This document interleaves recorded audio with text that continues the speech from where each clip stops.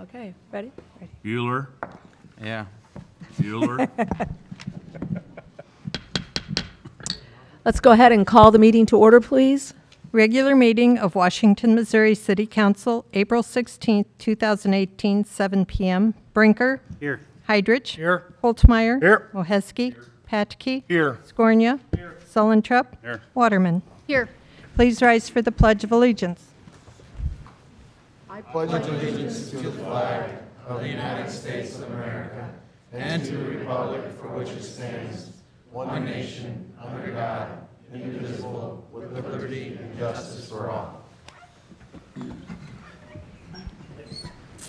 Will all the council members answer if they have or have not read the minutes of the council meeting dated April 2nd, 2018? Brinker? Yes. Heidrich? Aye. Holtmeyer? Aye. Moheski? Aye. Patke? Yes. Skornia? Sullentrup? Yes. Waterman? Yes.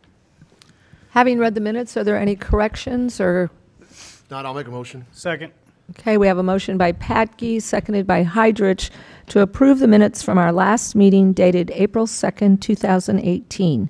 All those in favor signify by saying aye. Aye. Opposed? By your vote, you approve the minutes. Thank you. Approval and adjustment of agenda? We need a motion to accept. Motion. Second. Okay, so we have a motion by Moheski, seconded by Heidrich, to approve the agenda. All those in favor signify by saying aye. Aye. Opposed? By your vote, you approve the agenda. Thank you. Citizens' comments? Is there anyone here who would like to address the council on any item that is not on this particular agenda? We'll be having two agendas this evening, so this is our first one, our quick one. Unfinished business. Certification of April 3rd, 2018 election results by the Verification Board. Okay, in your packet are the results of our election. The wrong agenda here. Are there any questions or comments? Make a motion. Second. Okay, we have a motion by Brinker, seconded by Holtmeyer, to approve the election results, to accept the election results from our most recent election dated April 3rd, 2018. All those in favor signify by saying aye. Aye. Opposed? By your vote, you accepted that item into the minutes. Thank you. Priority items, mayor's presentations, appointments and reappointments. We have a resolution. A thank you to Josh Brinker.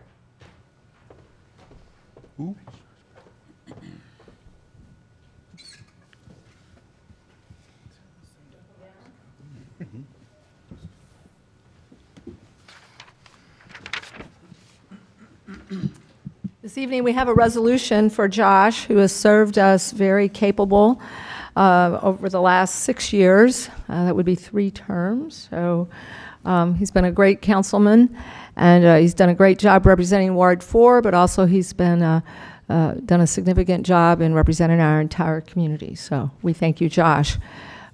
We have a resolution from the City of Washington, Missouri. Thank you, Joshua Brinker. I think I've ever called you that. Joshua. Joshua. Who's that?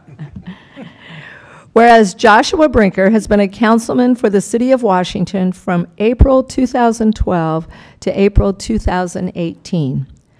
And whereas during his term of office, he has given his time and effort to serve the citizens of the City of Washington, Missouri. And whereas he has served faithfully in many capacities as councilman and has played a vital role in the important work in the community. And whereas he has been an influence for good in the growth and progress of our community, and whereas Joshua Brinker is entitled to just recognition for these efforts. Now therefore I, Sandy Lucy, by the virtue of the authority vested in me as mayor, and speaking on behalf of the entire City Council and all our citizens, do hereby tender to Joshua Brinker this resolution extending our deep appreciation for his distinguished services as a city councilman for the City of Washington. We wish him success in all future endeavors and order this resolution spread upon the records of the City of Washington, Missouri, and a copy thereof delivered to Joshua Brinker. Signed, Sandy Lucy, Mayor, and Mary Trentman, City Clerk. Here you go.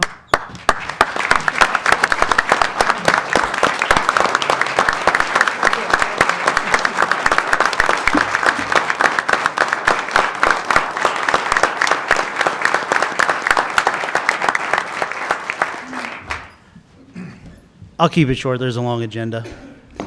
I just want to say thanks to councilmen and women that have served the city, Mayor Darren. Pretty appreciative of everything that we've accomplished over the last 6 years. Can't wait to see where the city's going from there. And I think we're going to be leaving the city in good, capable hands. Thank you.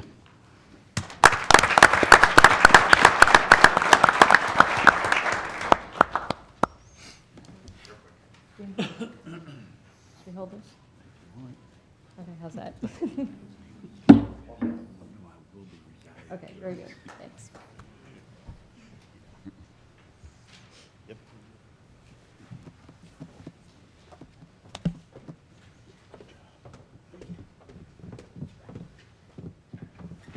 Council comments? Okay, are there any comments by council members?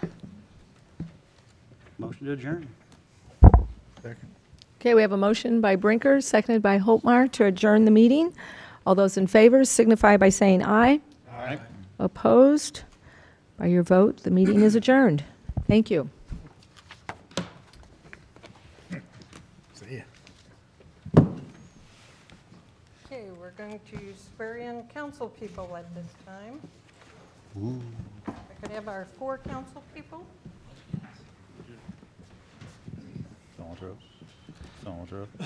Someone drove. Hey, Josh. Josh.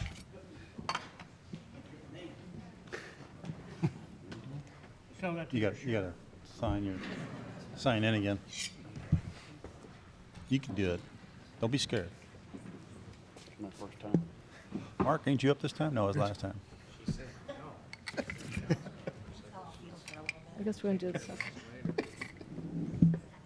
that an evaluation of what you're expecting of me? No mayor? Does the mayor come up here?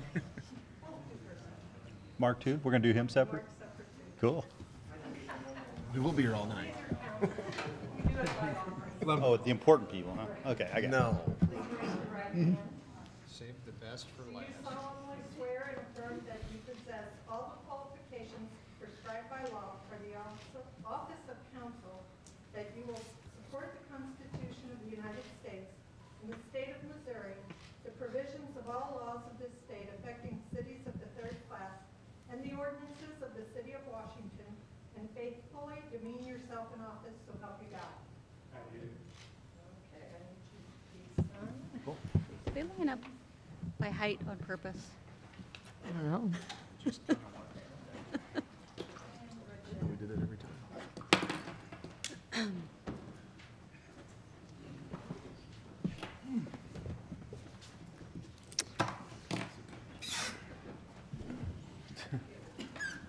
You ain't gonna see that in a couple hours. See that in a couple hours. Welcome. Say a couple of hours. Apparently you're not Over here.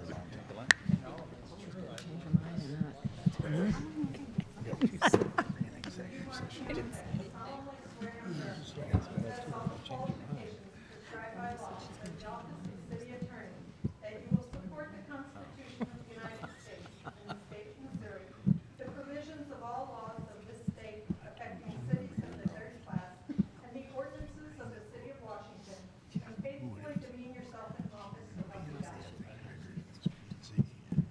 Okay. It's three and you're probably They never meet.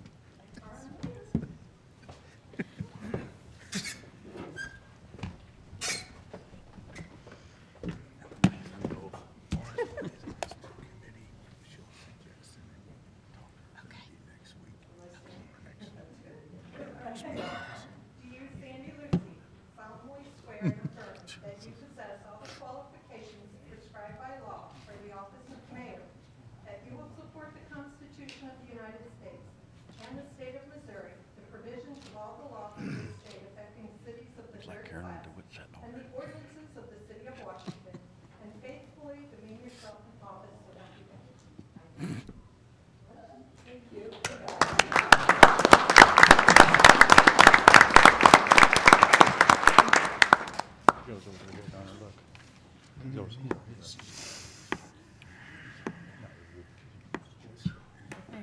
Very good, thank you. Solutions, so we don't. It's just. Stand right here.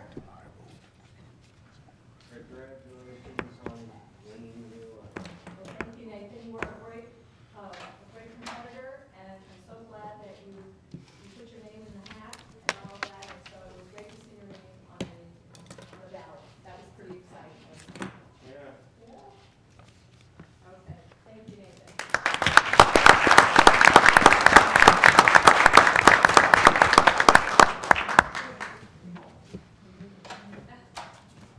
Forget your mom and husband.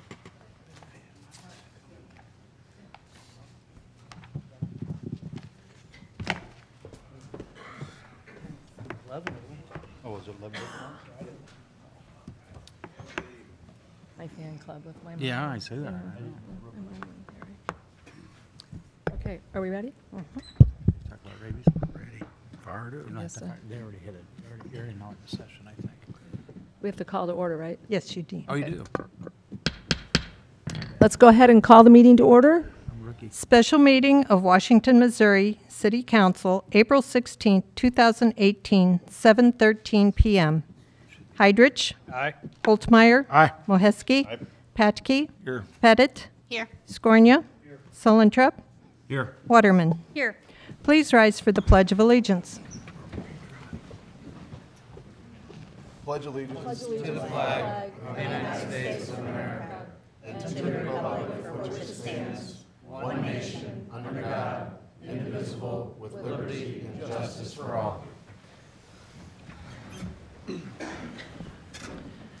Approval and adjustment of agenda, including the consent agenda. You have the rabies clinic for May 10th and 17th, 2018.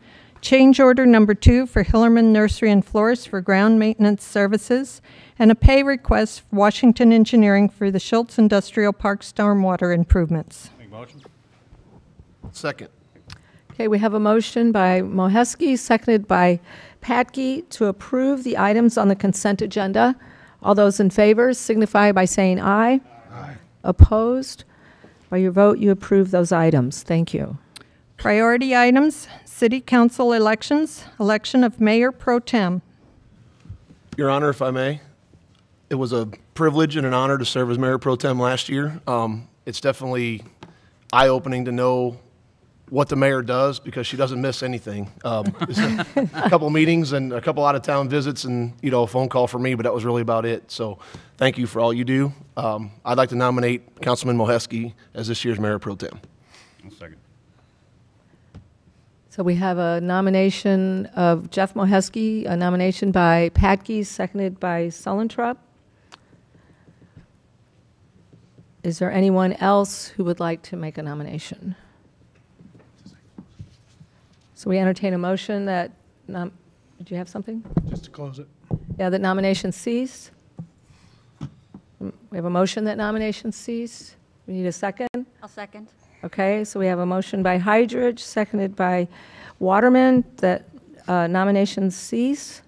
All those in favor signify by saying aye. Aye. Opposed? And then do we vote? Okay, so now we vote. So we do a motion. This is confusing every year. So we need a motion now to elect Jeff, our Mayor Pro Tem. I'll make a motion. Second. Okay, we have a motion. Wait a minute. You had the motion to nominate. Oh, so now we'll take a vote. So let's vote on whether Jeff should, can we do that aye, or do you have to do Yes. roll call? No. Sorry. Anyway, so we have Jeff is nominated on the floor. All those in favor signify by saying aye. Aye. Opposed? By your vote, you approve Jeff as Mayor Pro Tem. Election of Thanks, Jeff. council member to P&Z Commission. I'd like to nominate Mark Heidrich. I'll second that. Okay, we have a nomination for Mark Heidrich to the P&Z Commission, seconded by Holtmeyer.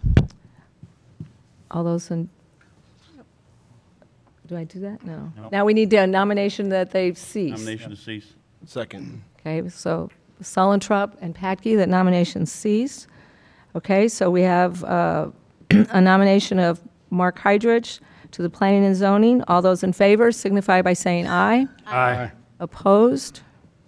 By your vote, you elected Mark Hydrich to the Planning and Zoning Commission. Congratulations, Mark. Thank you very much. Election of council member to 353 Corporation. I'd like to nominate Councilman Steve Sullentrup. Okay, we have a motion to Second. nominate Sullentrup by Hydrich, seconded by Patke. Does anyone want to make a motion that nomination cease? Okay, And a second. okay, so nomination, Susan, in motion to cease the nomination. This is the most difficult job new at this. We got of you. the whole- Brand of new the mayor. whole We understand. thing, okay? Nomination ceased by Waterman and Patke, and so now we will vote on Steve to the 353 Corporation. All those in favor signify by saying aye. Aye. Opposed? You've got it, Steve, 353. Okay? Election of Board of Health. I'd like to nominate Councilman Hydrich, Councilman Sullentrup, Councilman Scornia, and Councilwoman Pettit to serve Second on it. the Board of Health. I'll second that. All right, so we have a nomination by Patke, seconded by Moheski to nominate the incoming council members. Make a motion to close? Second. Okay, we have a motion to close by Moheski and Patke, so now we'll take a vote for those folks to be the Board of Health. All those in favor signify by saying aye. Aye. Opposed? Aye. Hey, you are all on the Board of Health now, And when is it they meet? as needed. Your hardest assignment, Steve. It's very difficult. Mayor's presentations, appointments, and reappointments. Mayor's proclamation for Arbor Day.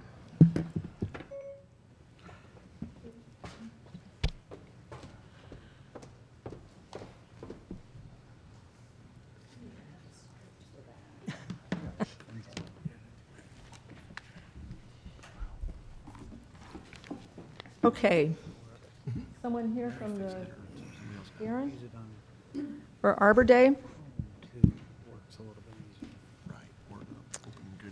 Okay, so Arbor Day is April 21, and so every year we do a proclamation for Arbor Day, and Darren is here to accept the proclamation. Mayor's Proclamation, City of Washington, Missouri, Arbor Day.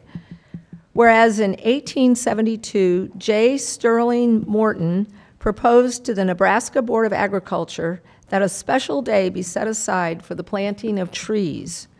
And whereas this holiday, called Arbor Day, was first observed with the planting of more than 1 million trees in Nebraska. And whereas Arbor Day is now observed throughout the nation and the world. And whereas the Tree City USA program, sponsored by the National Arbor Day Foundation, provides direction, technical assistance, public attention, and national recognition for urban and community forestry programs in thousands of towns and cities that more than 93 million Americans call home. And whereas the City of Washington has been a tree city for the past 13 years, and whereas trees can reduce the erosion of our precious topsoil by wind and water, cut heating and cooling costs, moderate the temperature, clean the air, produce oxygen, and provide habitat for wildlife. And whereas trees are a renewable resource giving us paper, wood for our homes, fuel for our fires, and countless other wood products. And whereas trees in our city increase property values, enhance the economic vitality of business areas, and beautify our community. And whereas trees, wherever they are planted, are a source of joy and spiritual renewal. Now therefore I, Sandy Lucy, Mayor of the City of Washington, do hereby proclaim April 21, 2018 as Arbor Day in the City of Washington, and urge all our citizens to support efforts to protect our trees and woodlands and to support our city's urban forestry program by planting trees to gladden the heart and promote the well-being of present and future generations. Signed, Sandy Lucy, Mayor, City of Washington. So there you go. Thank you.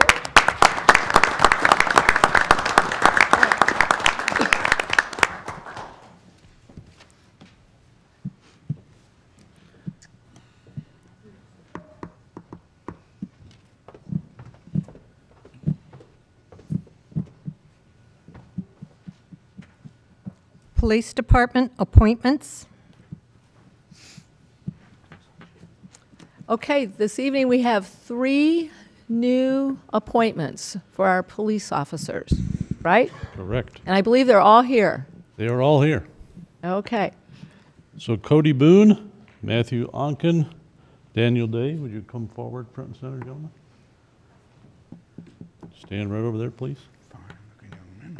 Introduce yourself to the council as to whom is whom. Cody Boone. Daniel Day.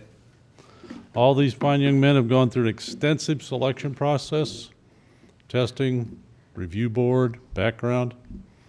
They are all exceptional candidates. All have done very well in the academy, and all of them are fresh out of the academy. Cody has served in the Marines. It's a distinction of serving for our country. They are young men of integrity, honor, and courage.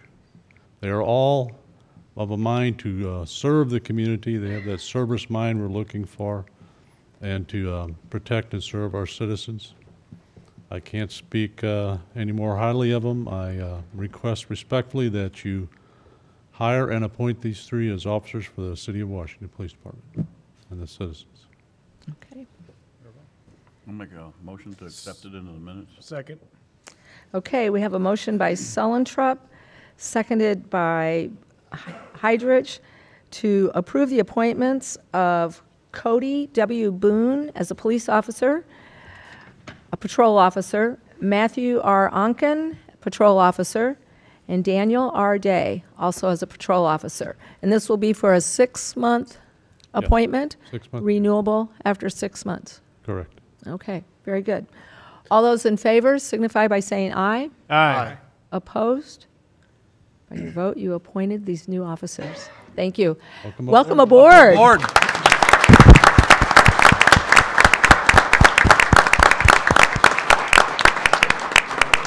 Your first official act, you want to say anything? Thank you, guys. We are thrilled to have you on our staff. So, as you know, we have a very fine police staff here in Washington. I know you've probably paid attention to it a little bit over time, and we're glad that you chose to come interview with us and that you did so well in the interview. So welcome aboard, and we wish you all the luck, and be safe. Okay. Police Department reappointment. On your reappointment letter, the expiration term is, there's a typo. It should be 2019, not 2109. You would be here for a while. For 100 years. Okay, so we have a reappointment of Patrol Officer Doug Tollison. Do I see Doug? Officer Tollison, you Ah, there he is.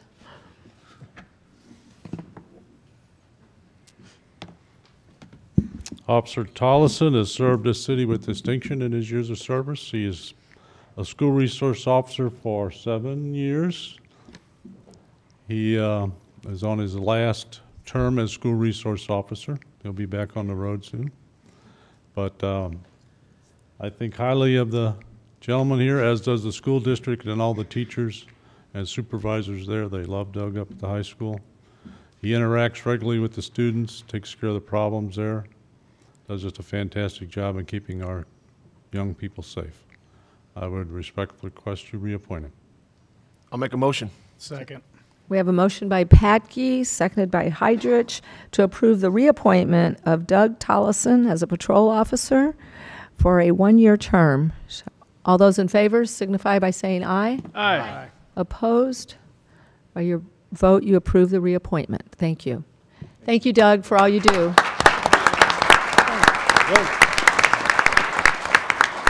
You want to say anything?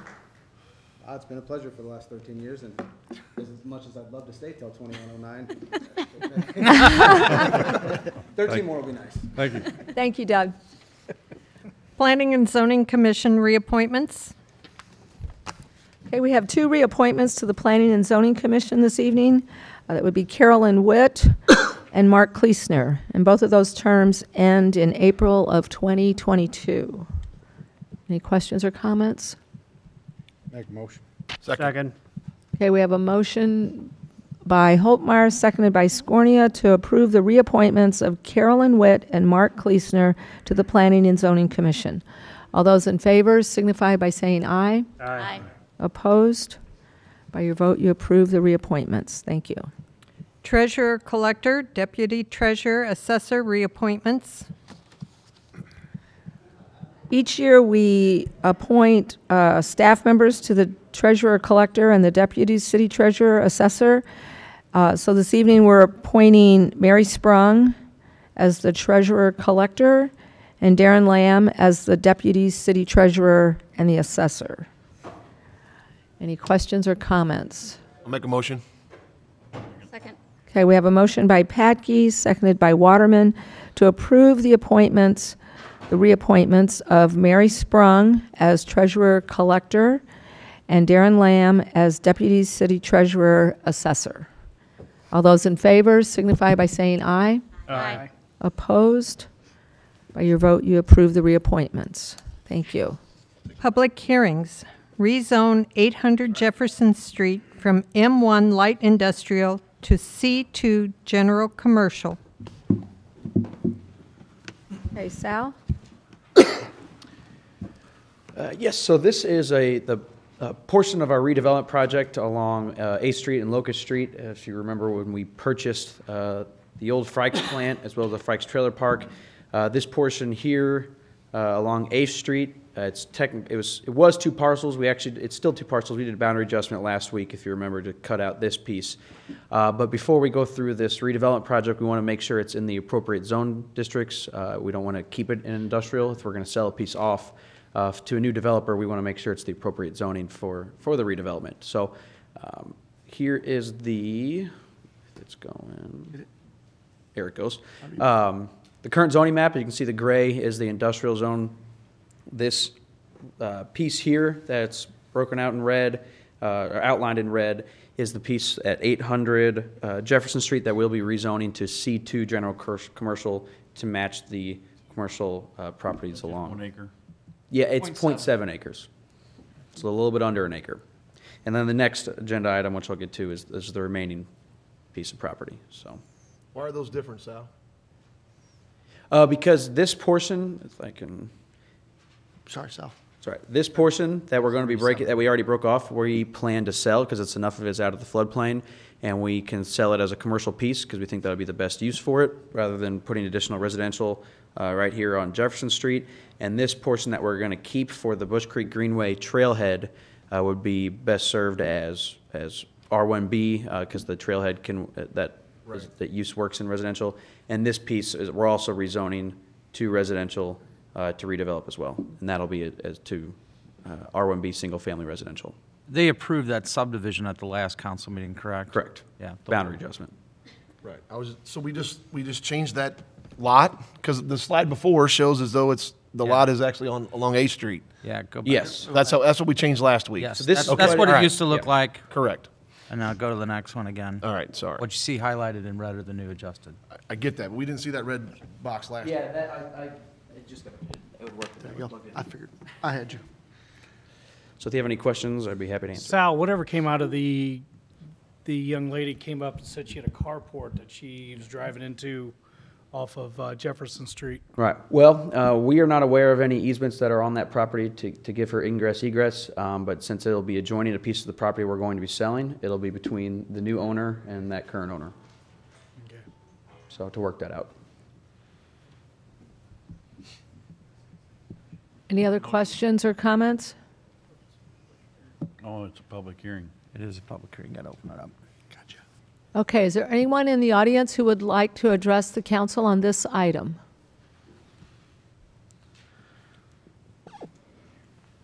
Okay. Now I'll make a motion. Second. Okay, we have a motion by Sullentrup, seconded by Patke, to accept this item into the minutes. All those in favor signify by saying aye. Aye. Opposed? By your vote, you accepted the item. Thank you.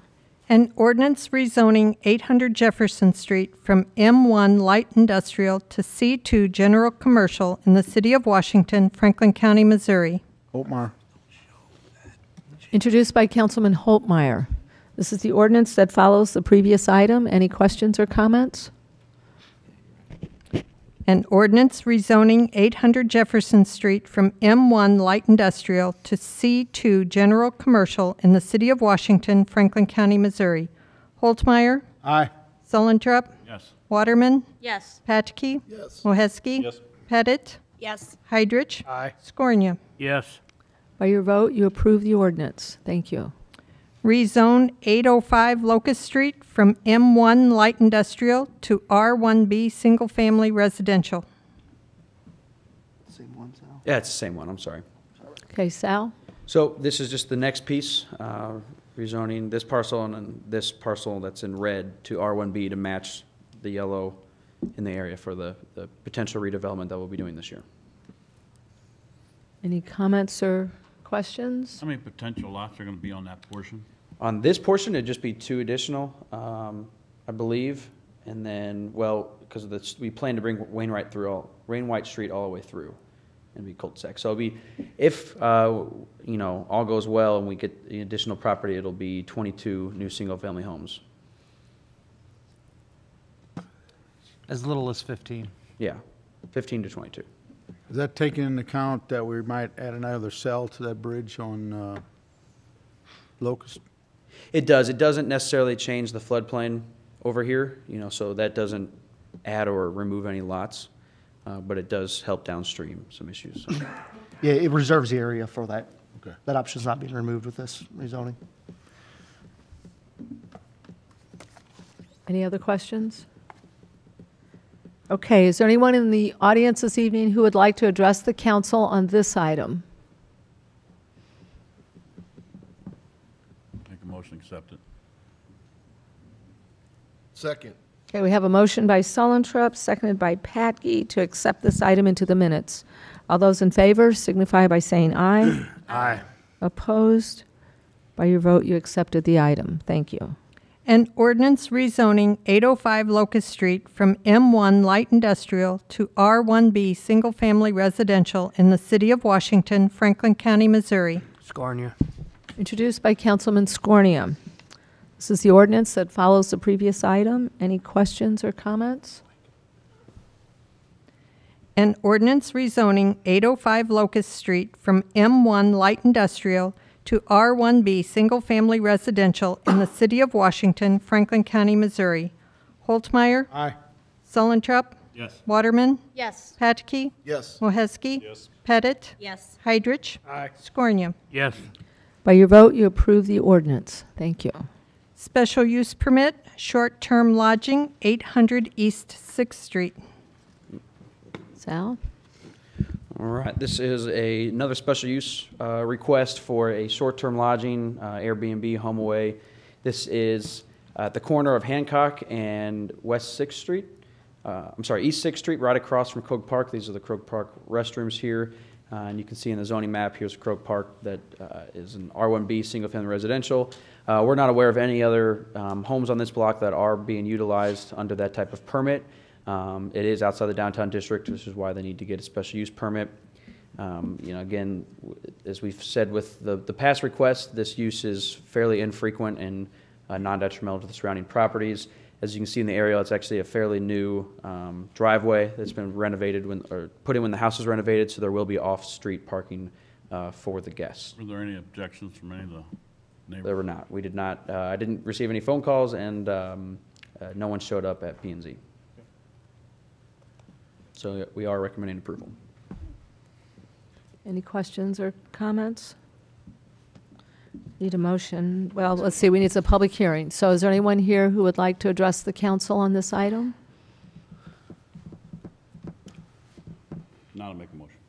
Second. Okay, we have a motion by Sullentrup, seconded by Patke, to accept this item into the minutes.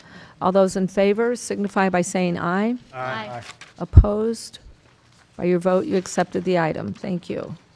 An ordinance granting a special use permit for short-term lodging located at 800 East 6th Street in the city of Washington, Franklin County, Missouri. Sullentrup. Introduced by Councilman Sullentrup. This is the ordinance that follows the previous item. Oh, An ordinance granting a special use permit for short-term lodging located at 800 East 6th Street in the city of Washington, Franklin County, Missouri. Holtmeyer. Aye. Sullentrup. Yes. Waterman. Yes. Patke. Yes. Moheski. Yes. Pettit. Yes. Heidrich. Aye. Scornia. Yes. By your vote, you approve the ordinance. Thank you. Special use permit, roadside stand, 1403 Jefferson Street. Okay, our last public hearing tonight is for another special use permit for a roadside stand for a coffee truck. We do allow roadside stand food trucks to get a roadside stand permit without going to a public hearing, but they're only allowed to be in that location 10 times in a given year. So they wanted to make it a little more on a permanent basis. It's not a permanent structure, it's still a mobile structure, but on a more permanent basis, they do have to get a special use permit. The property is located at 1403 Jefferson Street. This is the old ZX gas station there across the street from the cemetery. The applicant is also the same owner of the coffee shop inside of Exit 11. So they're wishing to do a coffee truck just down the street from their current location with a drive-through. You can see the zoning map. The property is zone C1, light commercial, but that zone district does allow general retail, which if this were to be a permanent use, they would be able to utilize it there. Simple site plan, it's a 300 square foot trailer. They do have, when you have a drive-through, our code requires 5-car stacking. They easily meet that requirement with the size of the parking lot. They are planning to put this right in the middle of the parking lot. This building currently does not have an occupancy permit, so there's no issue with them taking up the parking lot. In the future, if there was to be a new user in here, we would just have to have a revised site plan showing how they meet parking for the trailer and the new use. But for now, they're fine with what they've submitted. So we recommend approval. If you have any questions, I'll be happy to answer them. What did you say about they can be there 10 times a year? Yeah, you can have a roadside stand permit without getting a special use permit without going to this meeting in one location 10 times in 1 year, and that's approved in-house in our office. And once you want to be there more than 10 times in a year, it's considered a more permanent basis, and you have to go get a public hearing, and we have to notify neighbors and everything. So We have some that have existed on sites over the years that you might have even had different types of roadside stands, but the permit is still valid. right. So like when I think there used to be a food truck that would go around to the industrial park, they would put each address on there, but they wouldn't go to each factory more than 10 times in a year, and they wouldn't have to have. The ZX station out there did have a public hearing, or, you know, we went through the process and they've had different type roadside stands out there. That's just one example. Interesting. Any other questions or comments? Okay, so it's a public hearing, so would anyone in the audience like to address the council on this issue? Make a motion to accept it. Second. Okay, we have a motion by Sullentrup, seconded by Heidrich, to accept this item into the minutes. All those in favor signify by saying aye. Aye. Opposed? By your vote, you accepted the item. Thank you. An ordinance granting a special use permit to operate a roadside stand coffee truck located at 1403 Jefferson Street in the city of Washington, Franklin County, Missouri. Patke. Introduced by Councilman Patke. This is the ordinance that follows the previous item. Any questions or comments? An ordinance granting a special use permit to operate a roadside stand coffee truck located at 1403 Jefferson Street in the city of Washington, Franklin County, Missouri. Holtmeyer. Aye. Sullentrup. Yes. Waterman. Yes. Patke. Yes. Moheski. Aye. Pettit. Yes. Heidrich. Aye. Scornia. Yes. By your vote, you approve the ordinance. Thank you. Citizens' comments. Okay, is there anyone here tonight who would like to address the council on any item that is not on the agenda? So give your name and your address. And Good evening. My name is Lori Struberg. My address is 522 West 3rd Street, Washington, Missouri, 63090. okay. I've been with the Wings Educational Foundation since December of 2009. Born and raised right here in Washington, I grew and recognized that our community and schools are very strong. Because of that, my husband and I decided the best place to raise our 3 children is right here in Washington, who now all 3 attend the Washington School District. The Parks Department and City have been very supportive in allowing Wings to hold our picnic at the park grounds since 1995. The picnic provides enhanced educational opportunities that go directly into the classrooms of our school district. As you can imagine, every penny counts for these opportunities. Without these funds, multiple school district educators will not receive the funds for the requested grants this year.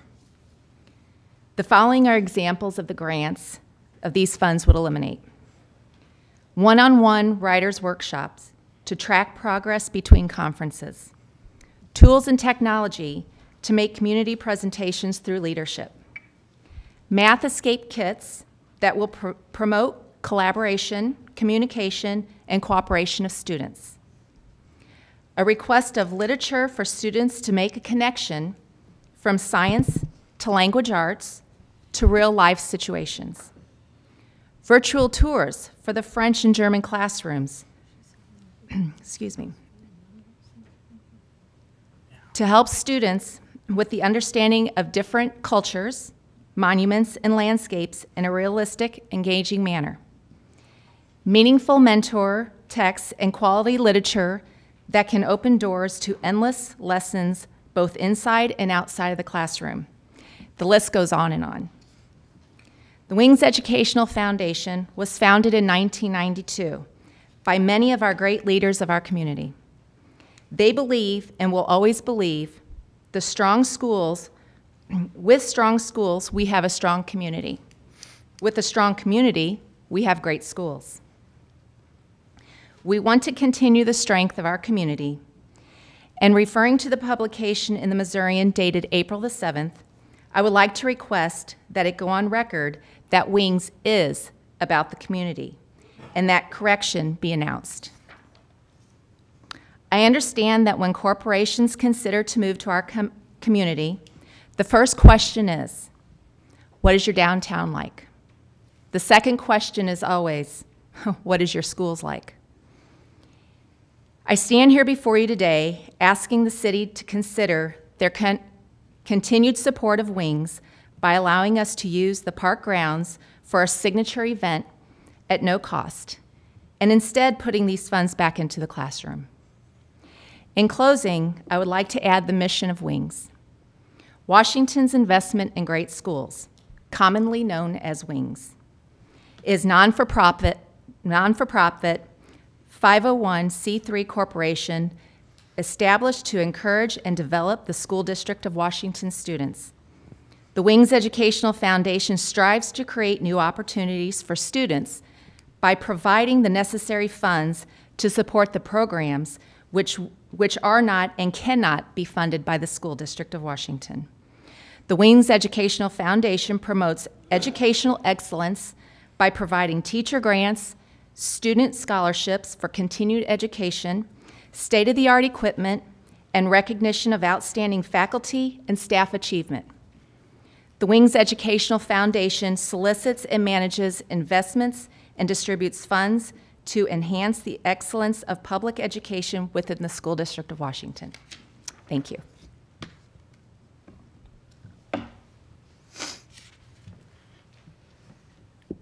Okay. Thank you. Any questions by council members, or I guess? What are the charges? I'm sorry? What are the charges that the city are wanting to charge? $575 plus a $600.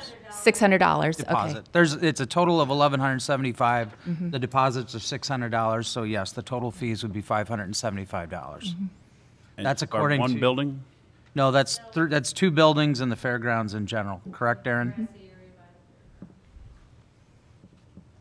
And you've been doing it since 1995. You've been doing this, and we've have grown. not been charged. I'm sorry. And have not been charged since Correct. 1995. Correct.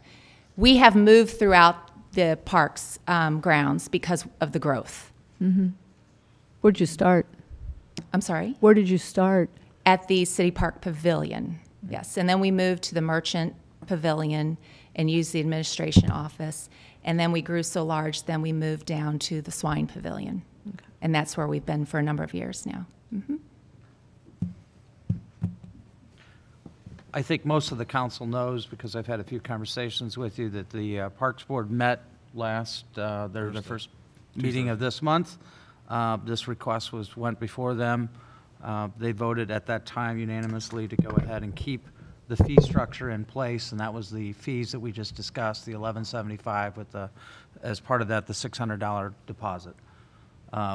So that was voted on at that time. I know there was a couple of council members there, so I don't know if they have any other comments. But just speaking for the Park Board on that, I mean, it was not an easy decision.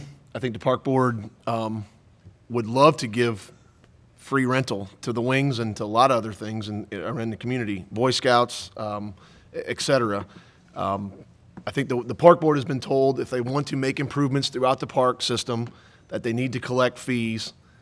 And so therefore, this is their answer, to come up with a fee collection system, for lack of better terms. But every one of them, I think, was a hard vote for them. They all said it, but it was one of those that they need to stick with their plan and therefore charge the fees. Obviously, I don't get to vote in the Park Board meeting and didn't get to say my opinion, but so I'm not speaking for myself, but for the Park Board, that they just feel as though they put this system in place and now we're going to go against it. Everyone said it'd be great to have the wings be able to use the grounds for no cost or minimal cost. So that being said, that's what was voted on. Yeah, the only other thing I will add, Darren approached me approximately back in June of last year, actually, and said that as far as 2016, his board had gone through and went through a proposed change to all of the fees within the park system. Came up with a new revised system, but however, it's my understanding that's never been brought before the City Council for approval. So we are still operating under that old set of fees that were still in place within your ordinance. And I talked with Mark a little bit this afternoon with regards to the enforcement of that. There's a little bit of a concern. I know that in the past there might have been some fees waived, et cetera, but in moving forward, we felt that it needs to be adhered to because that's what the fees are there. We can't just, of course, staff can't sit there and just wave a wand and say, nope, you don't have to go ahead and do that. That's up to you guys, et cetera. But there is a reason why we have those fees in place. Hey, Darren.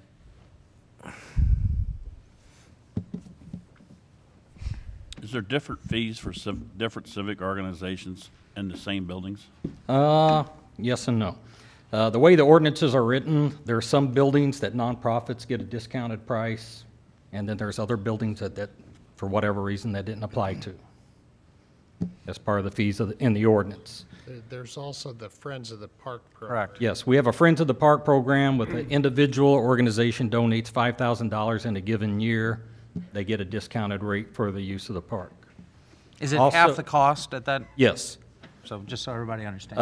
Also, several years ago, the Parks Commission came up with a revenue and pricing policy, which is different than the fees. It's how you get to the fees and get into the waivers and everything else. And at the Parks Commission meeting the other day, it wasn't about the merits of Wings or any other organization. Is did they meet the criteria of the policy, which the answer was no, even though it's very hard on the Parks Commission to do that. And they are afraid if they said yes to this, it opens Pandora's box for all nonprofits to use it, which would be a loss of probably close to $40,000 a year to the park system. So that's what was their biggest concern. I was also at the Parks meeting, and I just wanted to address one of the statements that you made about being concerned that that you weren't valued as an organization that benefits the community.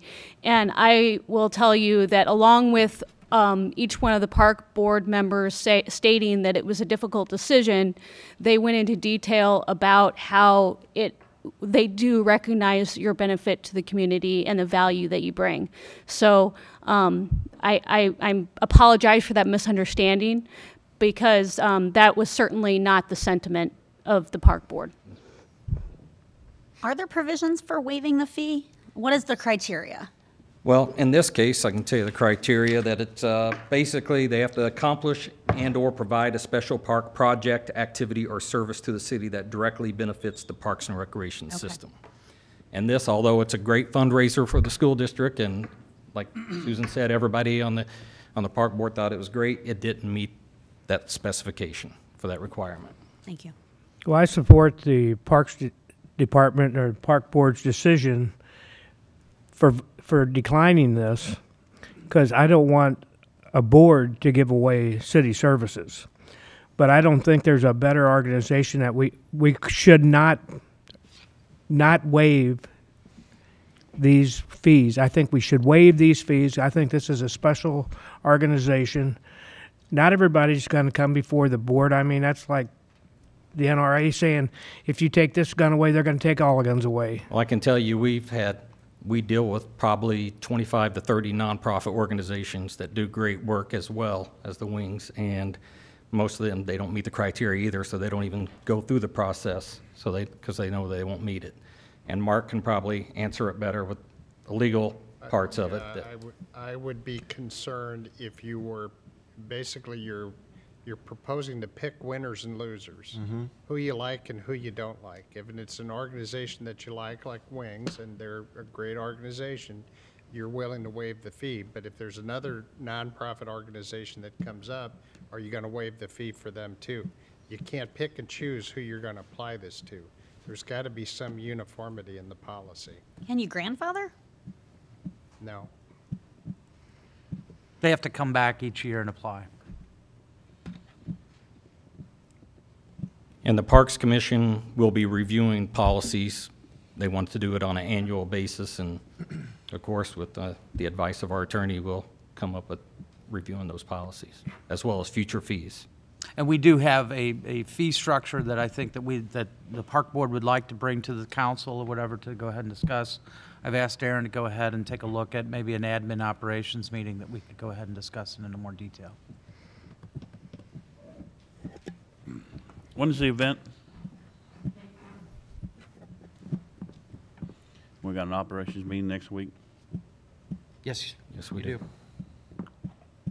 Would you think it'd be okay for us to think about it until then, and make a decision then?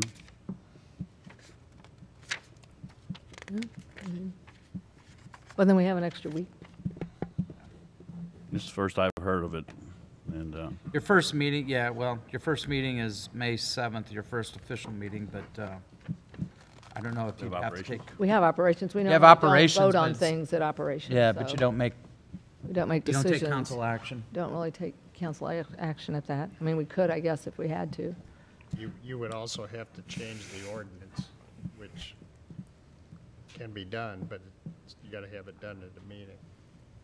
I think we should stay with the park board and back the board from what, I mean, it's a hard decision. And like I said, I like the Wings too, but it's open a Pandora's box if we don't follow their recommendation.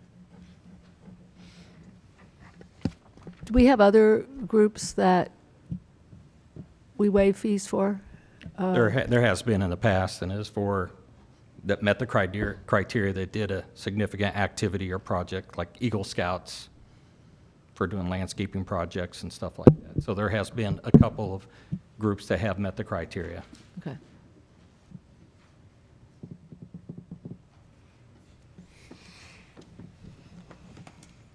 how close are you to having the policy book in hand? He's got it in hand. We have it in hand. It just needs to be brought forward. For 2 years now. Yes. But I just want to be clear, even if we went through, we would have brought forth the new policy, it still would have been, the outcome would have been the same. It would have been the same. fee It just would have structure been different fee structure, yes. Right. The policy about waiving fees would be still the same. Unless someone wanted to change those policies as well.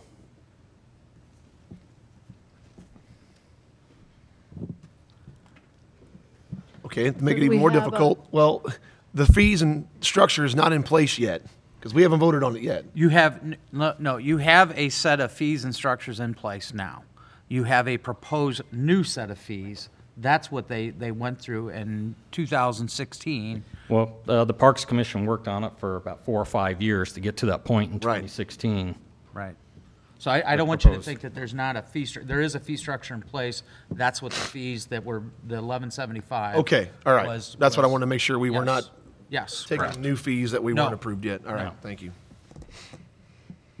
And I don't know how the difference are. Do you remember the difference in what the new, I think there was a little bit of a deduct in the amount. I don't have that memo in front of me. Yeah, the current fees for like the swine pavilion is $250. The proposed fees would bring it down to $150. The admin building's $100. Actually, it'd go up to $125. The grounds right now are $225. It'd drop to $65. Damage deposits would remain the same. So there would be a deduction So there would be an overall in the new deduction. fee structure. Now, is part of the reason why they have not been charged over the years is because they've moved around to the different fairgrounds, and you said that different parts of the fair, or different parts of the park system have different policies in place, correct? Yeah, the reason fees were waived in the past, they weren't done by staff, they were done by administration. And when it came to light, we looked at it and said, well, like Mark said, we can't pick and choose who you like and who you don't like, that we needed to create a policy, which we created a policy. And then we kind of waited for a couple of years to actually implement it, to give people a heads up that this was going to happen. And this past year or so, that for the past, a little over the past year, we've been implementing the policy. So this is the first year after all those years that they've been asked to pay. But it was communicated prior that moving forward. Yes, that there would be the possibility that there would be fees charged depending on their use.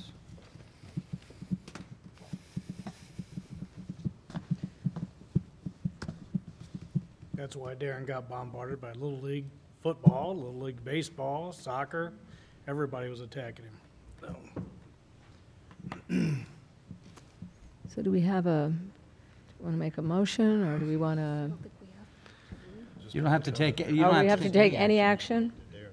action? If you choose to keep it with the fees in place, you don't have to take any action. Just let this die. Mm-hmm. Any comments?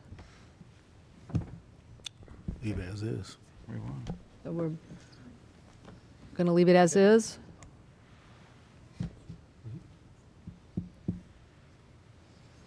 Okay. Can we drop the present fee situation and vote on a new fee situation the first Monday in May?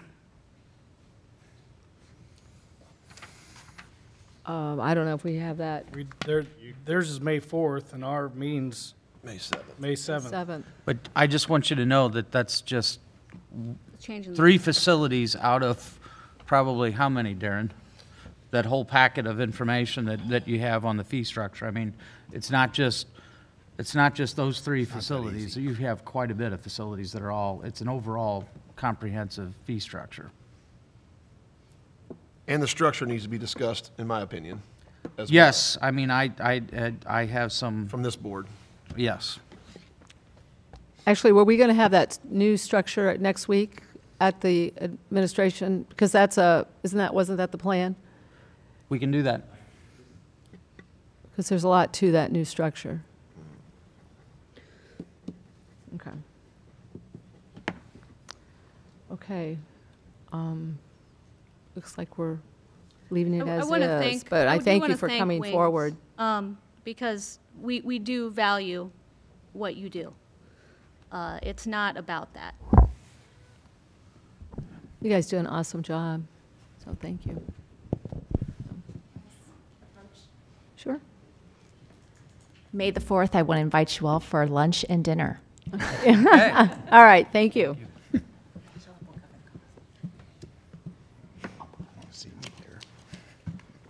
Okay, thank you.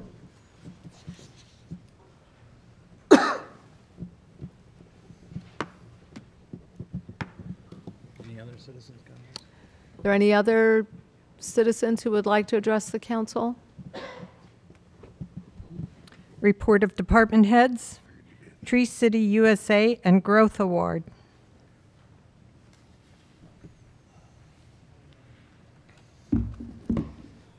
I just want to let the council know that on Friday, April 6th, we received the designation of Tree City USA for the 13th year in a row. And we also, for the 5th consecutive year in a row, received the Growth Award, and that's for work above and beyond the requirements of the Tree City USA. We were one of 5 cities in the St. Louis region to receive this designation, and there were a total of 51 cities that are in the Tree City USA program. So that goes out to a lot of our, thanks to our committees, our volunteers, and our staff, and council support in doing this. So I think this is a great honor for the city. Thank you. So thank you.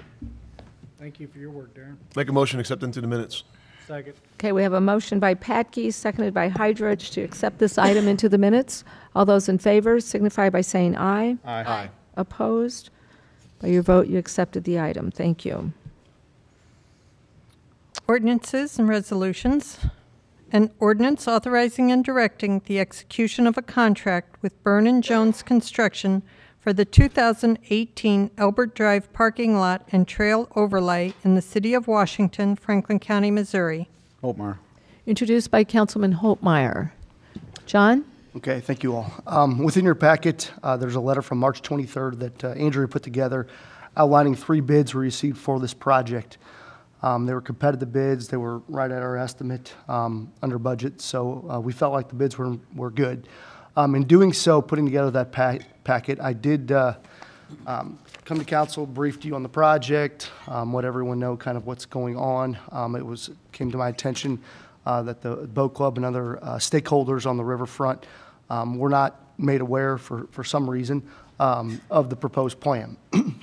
So you all, the council and the mayor, asked me to pull a meeting together. We held that meeting last Tuesday at 5 p.m. There was, I felt great attendance. Meeting lasted about 2 hours and 15 minutes. Good conversation. It was a good brainstorming session, and they were able to get their concerns out.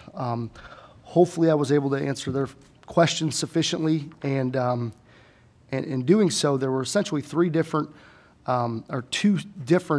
scenarios or concerns that the boat club and other stakeholders have. And I just kind of want to go through those 3 different scenarios and/or options that we had proposed.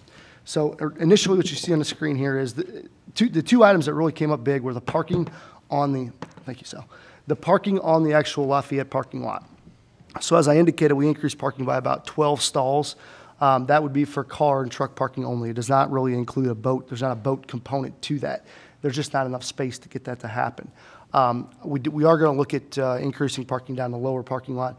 And keep in mind, we do have the rock lot on the far east side that can be utilized for boat and trailer, albeit it is further away from the dock. So with that being said, that was one component. The other component was parking as you get down further to the boat club, to the individual docks. Currently today, it's kind of it's just a mix of chip and seal and millings and rock. There's really not I could probably pull that up here, I apologize. There's really not any stalls that are delineated or any things of that nature. So we also looked at potentially adding some parking further west to the culvert that's kind of on the dead end, and I can kind of work through that. But here, I can kind of show you that area. So currently today, this is the boat club right here. You can see the river actually provides a little wider area to where you're not squeezed in between the tracks. There is a gravel area over there now. It is overgrown. I do believe there is gravel underneath there. It would not take much to maintain that and try to, bring that to a level to make up for maybe some of this lost perpendicular or 60-degree parking that they've enjoyed, for quite some time. So that was the 2 items that were really heavily discussed in that meeting. So now I go back to the original plan. I don't know if anyone recalls the original plan. Really what it came from was the crossing right here at Lafayette Street. That is really the only safe place to make the connection in the future. As you are aware, the flagpoles and things of that nature still need to be widened. That would be essentially the final phase of connecting the east and west trail. But that is really the only location that makes sense. The reason why that makes sense is as you go to the lower parking lot, as you go to the lower parking lot, you actually get some site distance issues, things of that nature. So this was the one that made sense the most. In addition, as you work to the south right here, there's actually that connection that the city spent quite a bit of money on to get that that ADA ramp. So it makes sense to make these two connections converge to one location. It keeps that connectivity between the pedestrians. One of the big design issues that I was concerned about was the pedestrian and vehicular kind of crossings or potential for interaction. So trying to limit, strollers, bikes, trucks, things of that nature. So that's why we kept it tighter to the road. In addition, the boat club and the dock owners are to the north, next to the river. So as you can kind of imagine, when they unload, maybe the catch of the day or some of their coolers or things of that nature, that interaction would not necessarily, with this option, it kind of keeps them more or less segregated from each other. So that's why the idea was proposed on the south side of the Elbert Drive. Elbert Drive, I did incorrectly report last week, is not a dedicated right-of-way. It is essentially a private park drive or any drive you would see in a Walmart parking lot. It's just a driveway. It's not dedicated right-of-way. It's not anything other than an improved, rock area. So keep that in mind. I did want to clarify that. But in doing so, we felt 25 foot, which is what our two-way aisle row. So if you would go to, like I said, Lowe's or any commercial area, 25 foot, you'd have parking on both sides. That is our minimum. In looking at that, I probably should have did that as 26 feet as a minimum, because that does meet our fire lane requirements. So we were already proposing to increase that to 26 foot. So just keep that in mind. There was a revision after the plans went out to bid. Fairly minor. But the big item you see there is this existing green space. Now, we call that existing because when the project gets built, it would have been existing. The asphalt has been removed already. We had an opportunity with some manpower to get that done prior to coming to you all. But that green space, essentially, the idea was that if you're putting a 2-inch overlay over top of that green space, that doesn't really provide you so much benefit because parking stalls are going to be there. I didn't feel it was necessary to pay for that asphalt. That's where the idea came from. It also provided a lot of benefit, in my opinion, to potential signage, to any civic organization. The city currently is under some stormwater review and requirements. It allows for that to be utilized as green, to be further utilized as those stormwater requirements are kind of coming down the pipeline. So that's where the green space kind of came from, provided a buffer between the parking stalls and the trail, which I think you can see pretty clearly here. So that's how the job was proposed. That's how the job was initially bid. It has been funded. It is budgeted. Now, moving through the discussion with the boat club and some other conversations, this is one option that would essentially increase the width of that drive. So keep in mind, my proposal was 25 feet initially, which is the minimum for any commercial drive lane, 2-lane drive lane with parking on both sides. This would actually increase that to 49, give or take 50 feet, essentially, to widen that area. That was one item that would pave that island back in. You would essentially just have asphalt out there, and the striping, this area would actually become wider. Now, I would anticipate all these these stalls being filled up. So keep in mind, we could make that parking lot wider, but you can't really double park because this access is going to be closed. So, it's area, yes, it is wider, yes, it is paved, but I can't get another parking tree in there anyway. So that was one proposal that came out of that stakeholders meeting. In looking at this and trying to come up with maybe a hybrid that we can all kind of agree to and to take everyone's plans into consideration, this plan calls for a 40-foot wide, which is exactly what we have today. So you can kind of see the existing stripes back there. See, there's 60-degree stripes, or 45, I'm sorry. And you'll kind of see this stripe right here. That is approximately 40 feet. This plan here would have the striping at the exact same location, and that gives you essentially a 9-foot island, green space island. The potentials, like I said, are pretty well endless on that. The reason why you have 9 foot is because the existing Elbert Drive is 21 foot wide, and you have a 12-foot trail. 21 minus 12 equals 9. So you have 9 foot of green space left over. We're taking up the old Elbert Drive space rather than taking it from the parking lot. And we felt that could be potential option that we could look at. The contractor is ready to go. I do believe he has a May 15th deadline to get this completed, so he's kind of he's anxious to get it done. This is something that we can adjust in the field, but I just need some direction kind of on how we want to move forward. And I wanted to give you all the background of where this came from. And then finally, just to summarize, once again, this is that area that we're looking at, that we would be doing some improvements on in-house. We have plenty of asphalt millings, rock on hand. It would just take some trucks and some skid steers to get the maintenance back up to what it should have been. I would also add that out of that meeting, there was a proposal to not put a white stripe on the proposed plan. You could kind of see proposed trail with a 1-foot white stripe. That stripe is essentially, originally is a delineation item from the trail to the driveway, essentially. But there was a proposal to remove that white stripe from the plan, just to, at this time, till a decision can be made of how wide that trail area should be. So I will keep in mind as well, the western side of the trail, so once you get to that culvert at the dead end, that is all 12-foot. So it's consistent, and that's where the 12-foot came from, and I do believe that came from various park meetings prior to me. So. Millings? Yes. The millings? Yes. We're gonna take them all the way down to the culvert, so you don't have to step down from the asphalt all the way to the river? Correct. There will be millings regardless along the entire run of that 2-inch overlay, just so we didn't have a lip there. You know, we wouldn't want that. So there would be some finished grading with millings and or stone or a mix thereof.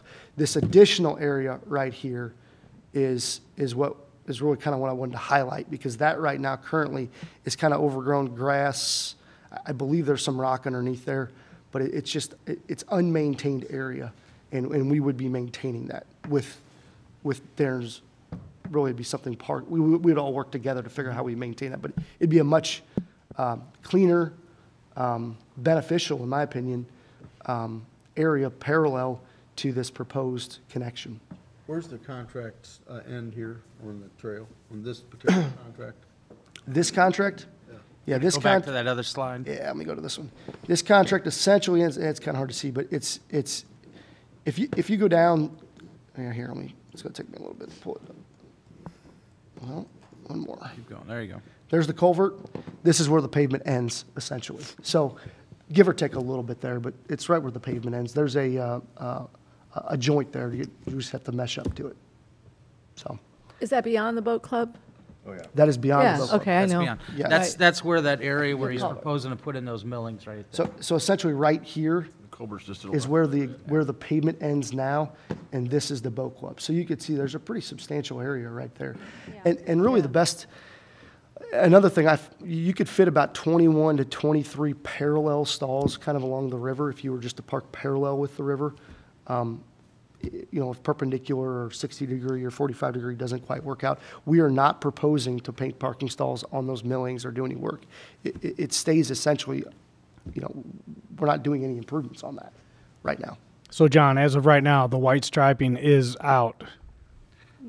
As of right now, it's proposed white striping to do in-house. So I will not stripe it unless there's a need.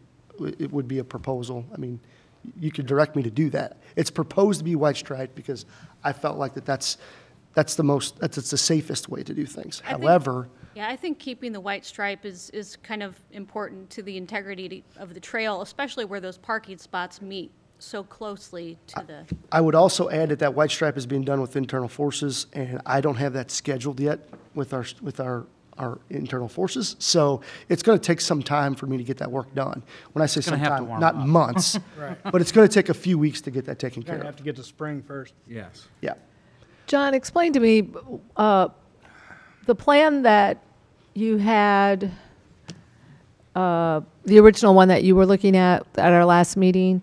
How much space was between those two rows for access? What was the? 25-foot minimum, but we are going to increase that to 26 because I want to be able to designate it as a fire lane.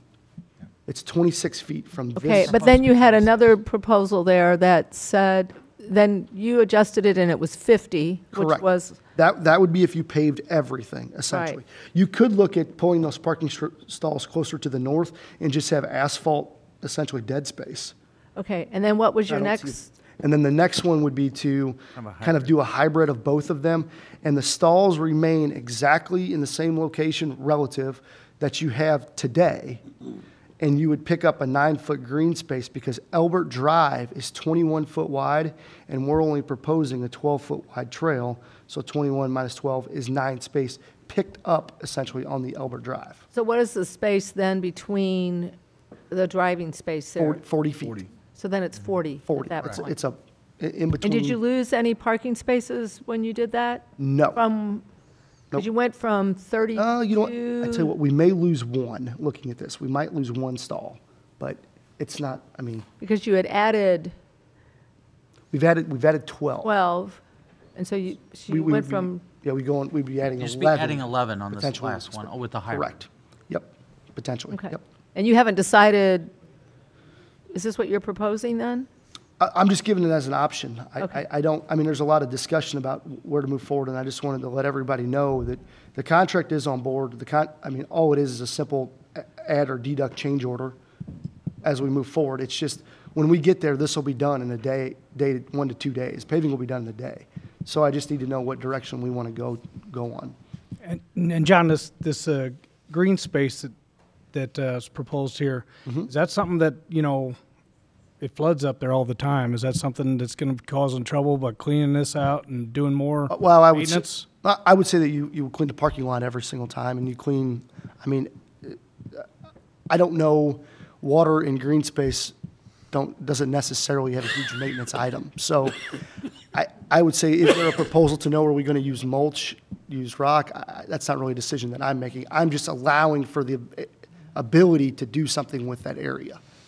That's kind of something Darren, and I mean, that's kind of more his decision as far as what that looks like. And I don't know, I don't believe that he has that proposed, but. Darren, explain the idea about what you were talking about the green space. Where does that come from, the MS4? Yeah. MS4? Just explain that so people are aware of that. Just a little background. I mean, there's this, the idea of the green space essentially came from, I didn't see the need to pay for extra asphalt, extra tonnage of asphalt for dead space, area that wasn't necessarily being utilized, such as in this plan. You have a 50-foot drive, you're not going to double park people. I understand that, you know, at a time you can unload, maybe a loading, unloading zone, I get that. So it didn't really necessarily start from a stormwater concern. However, the city is in a potential MS4 audit this year, which I've not briefed anyone on yet. But what that essentially means is we'd be the first city in Franklin County that would be audited by the DNR on our MS4, which is Municipal Separate Storm Sewer System. So it's a water quality component. I'm really getting in the weeds here. But the city's always regulated stormwater from a rate basis. That's why you see detention basins with like different control structures at the end. That's a rate basis. We've really never looked into the quality of the water coming off of our parking lots.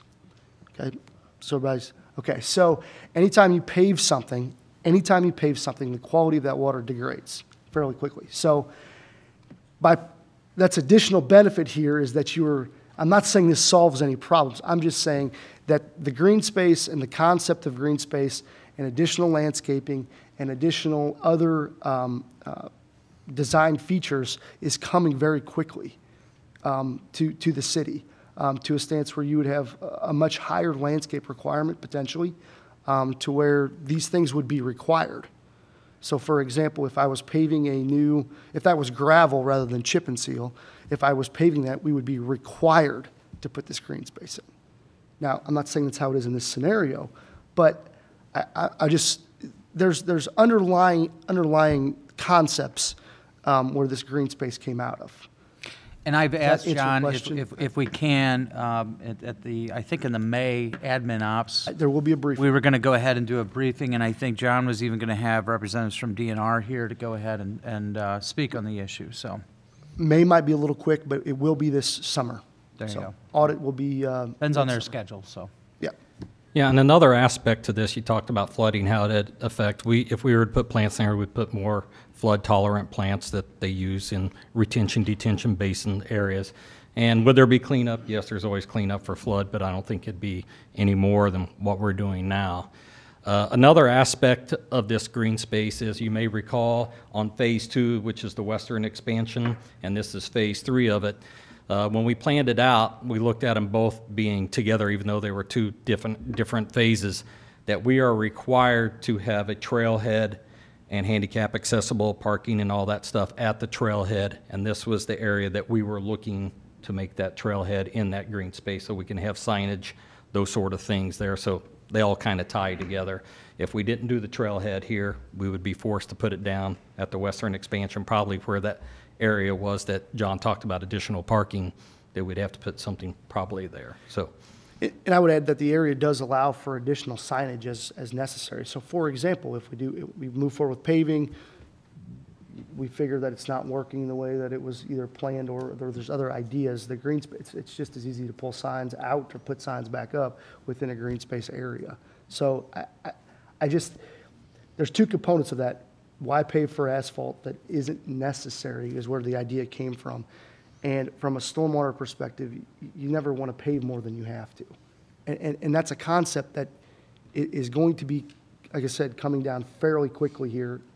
I mean, it's an easy concept to understand, but we don't always grasp that. So I would also add, too, real quick, that this is going to be barricaded. The Elbert Drive entrance will be barricaded. Now, when I say barricaded, I'm going to work with Darren on doing that, but I would envision some sort of the planner situation that we've seen in the past to where they can be moved. There was a concerned citizen that this entrance essentially goes underwater faster than this one does. How do I get to my boats when I got to reel them up and there's a flood situation? Well, by doing so with movable barricades, that's really just operational. I mean, I'll give you a hotline number, give us a call, we'll get them moved. Or, you know, it's just me working with Darren, you know, River Crest is going to be up to a certain elevation and we move them automatically. You know what I mean? It really comes down to operational. We're not proposing to get rid of it. It's just we're proposing to barricade it off. Now, if I recall at the last time we talked about this, that little additional blue striped area, that was added on to make a little bit more space so that when they turned in with the trailers, they would have a little bit more room. Is that the case? That's actually an ADA stall. There will be another Oh, one okay. over here as well, opposite sides. Well, there was some talk about having extra room. Yeah, the concern was that this area right here on the Right. far right, that is still a curb. It's not a curb entrance or a driveway entrance. So we're going to smooth that out as well. So when trucks come up, they can still, the radius of that turn can still go over that striped area. The only reason why this is, not the only, I mean, it's a significant reason. The reason why this is striped is for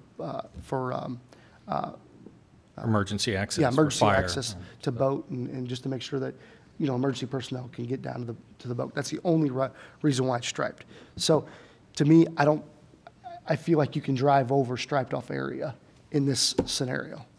So, yes, sir. So you're proposing this area right through here to all the way down is going to be asphalt. This is not going to be re-asphalt? That will be re-asphalted as well. Okay. Yes. So I don't understand what you say by filling this back in, go back to the other. Yeah. The original? You're going to re-asphalt this whole parking lot. If you want to get rid of the green space, you're going to have to fill it in anyway with asphalt. Correct. Now, everybody knows you've been to Walmart. If you're going to use that for an example, you got to be very careful when you drive through Walmart parking lots.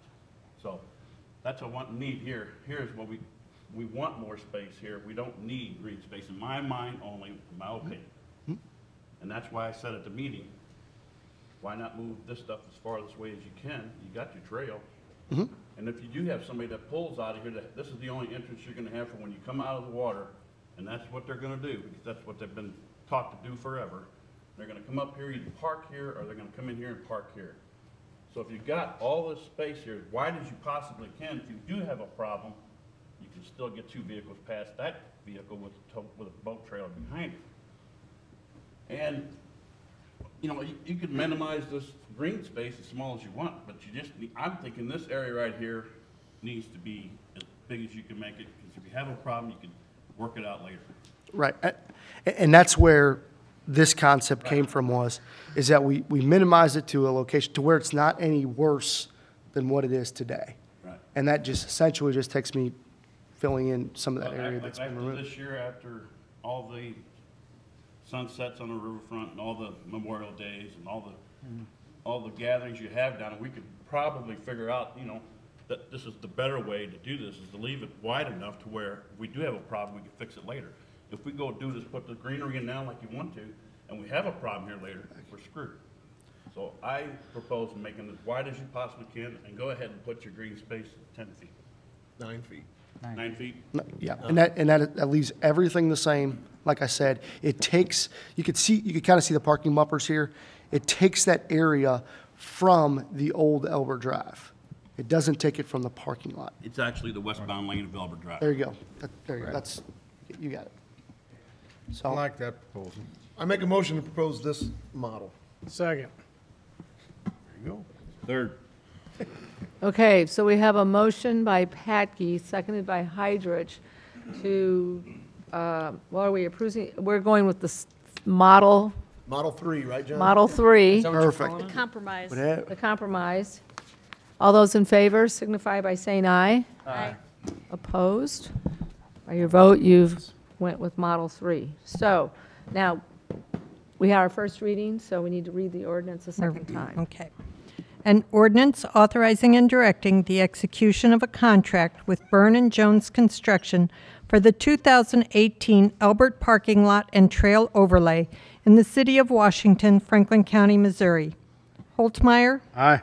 Sullentrup? Yes. Waterman? Yes. Patke? Yes. Moheski? Yes. Pettit? Yes. Hydrich? Aye. Scornia? Yes.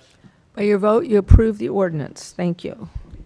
An ordinance authorizing and directing the execution of a contract with KJU Inc. for the 2018 East Fifth Street improvements and concrete replacement in the City of Washington, Missouri. Patke. Introduced by Councilman Patke. Okay, I'll try to keep this short. I've been reporting that there is a 15-inch storm sewer that's been collapsed for approximately 6 weeks at Hancock and Fifth Street. We've been filling, I don't know if you guys feel that bump going westbound right by the doctor's office. There's also some cones up when it rains because the water cannot go anywhere. So we put a plan together to get that removed. With the shortage of manpower and our people still down on the riverfront getting the conduit in, and the need to get this done very quickly, as fast as I can, I made a decision to propose to go out to bid and get this taken care of. In doing so, we had a trip issue on Fifth Street near Krog Park, just adjacent to where this project's taking place. Some concrete panels are pretty well busted up. So part of this project would be to remove and replace that sidewalk as well, bringing up the ADA standards. In addition, there are a few concrete panels around town from water main breaks that still have not been replaced. And there's a sidewalk portion down here on Front Street. There's about 3 panels that are also trip issues that get traveled on essentially, I mean, probably the most frequent sidewalk areas in town. So we lumped all those together and put a project out to bid. It's essentially just a small portion of our annual asphalt and concrete repair projects. So it uses up partial budget of that. We're going all the way across Fifth Street? All the way across. By Hancock?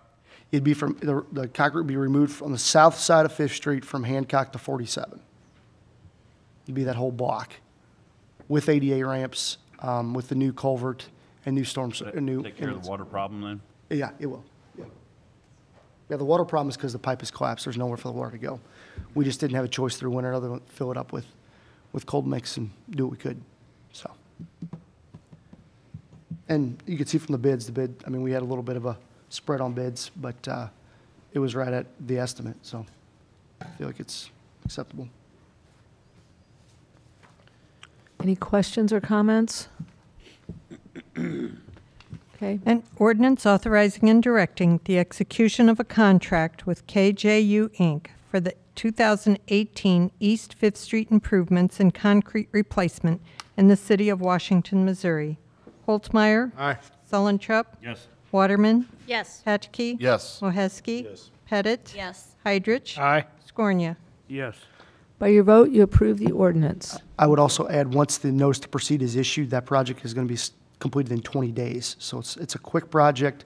The contractor is required to put steel plates over top of any trenches on Fifth Street to leave it open, but there will be some traffic concerns, and I'll coordinate with the paper and everyone else. So.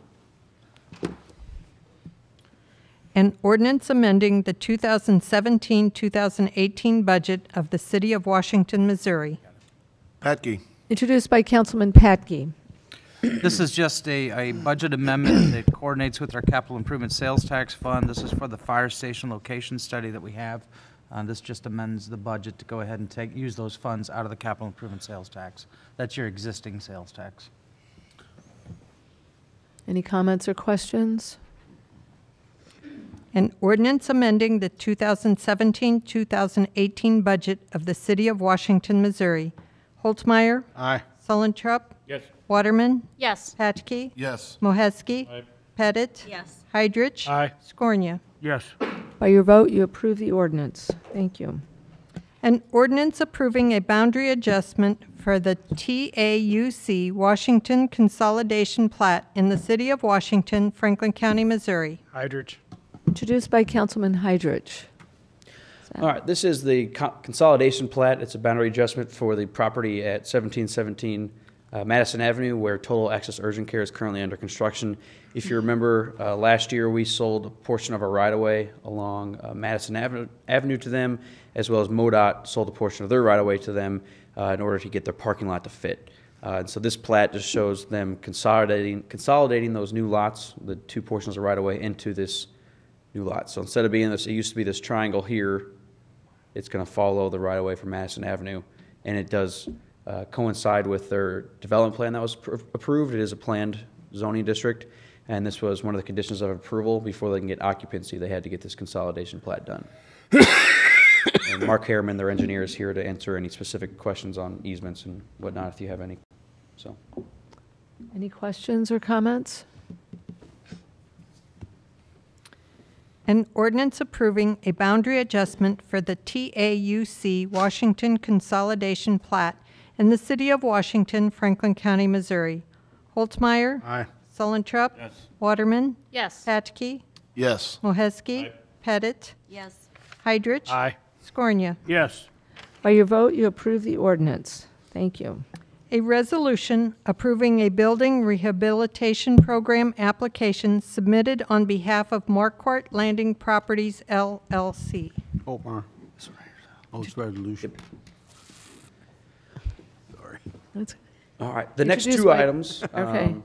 on your agenda, the first is a resolution accepting an application, and the second is an ordinance executing an agreement. So I'm going to kind of go back over an overview of this because I first proposed this and gave the presentation to council in February of 17 at the admin ops building meeting, and we were going to have the contract on the following month at council. We had some issues with some property swap and a quitclaim deed. That's now been resolved. Mark has worked with Marquardt's attorney and gotten all that worked out, and so we've had the contract. Gilmore Bell, our bond counsel, has had this drafted up since then, and so we've had it kind of in our back pocket ready to go, but I wanted to, now that we do have two new council members since that time, and then just kind of give a refresher.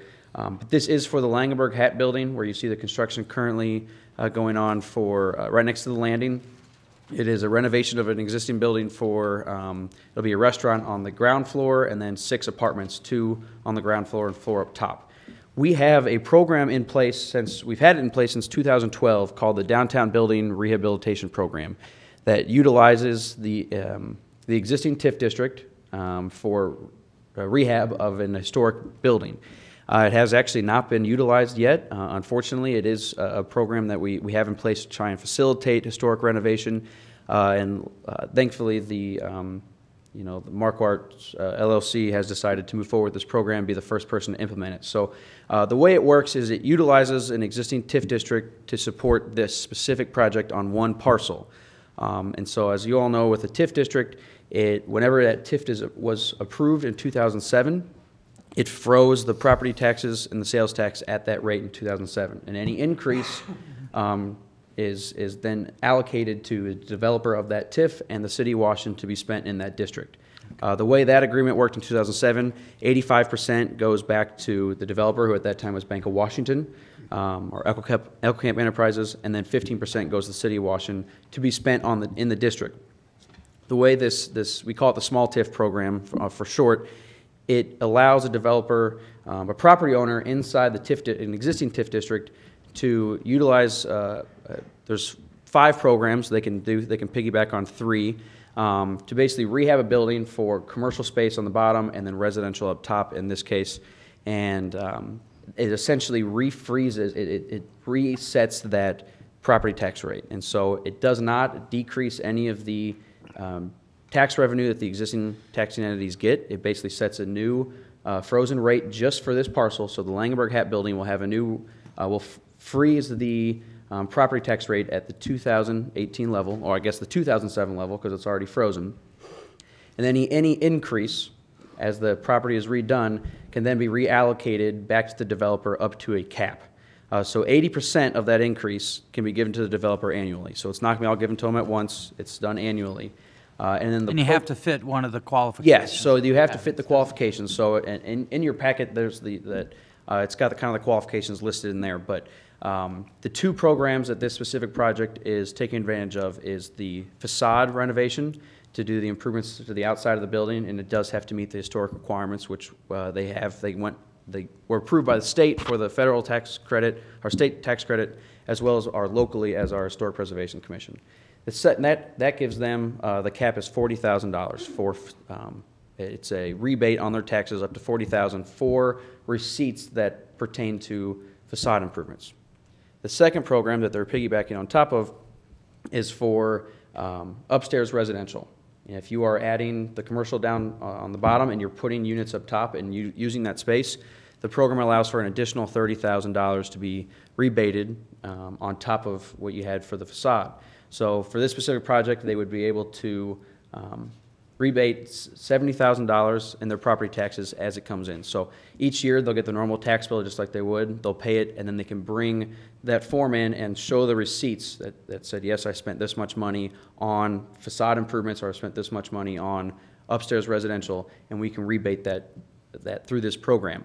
And so this continues for the life of the TIF, which has 12 years left, or until it caps at $70,000. Well, we anticipate with what was submitted, you can see the cost estimate. This was a substantial project. The increase in taxes, well, they will cap the program well before that 12 years. We anticipate they'll cap it within 4 years, I think it says in there. And it's all based on how it will be assessed. So that's an estimate, but we're assuming with what the increase in investment that the assessment will increase enough where they'll be able to capture that back in 4 years. So just a quick overview. I don't know, you may not need to see all this, but here's the existing building before construction. This was taken before they started last year.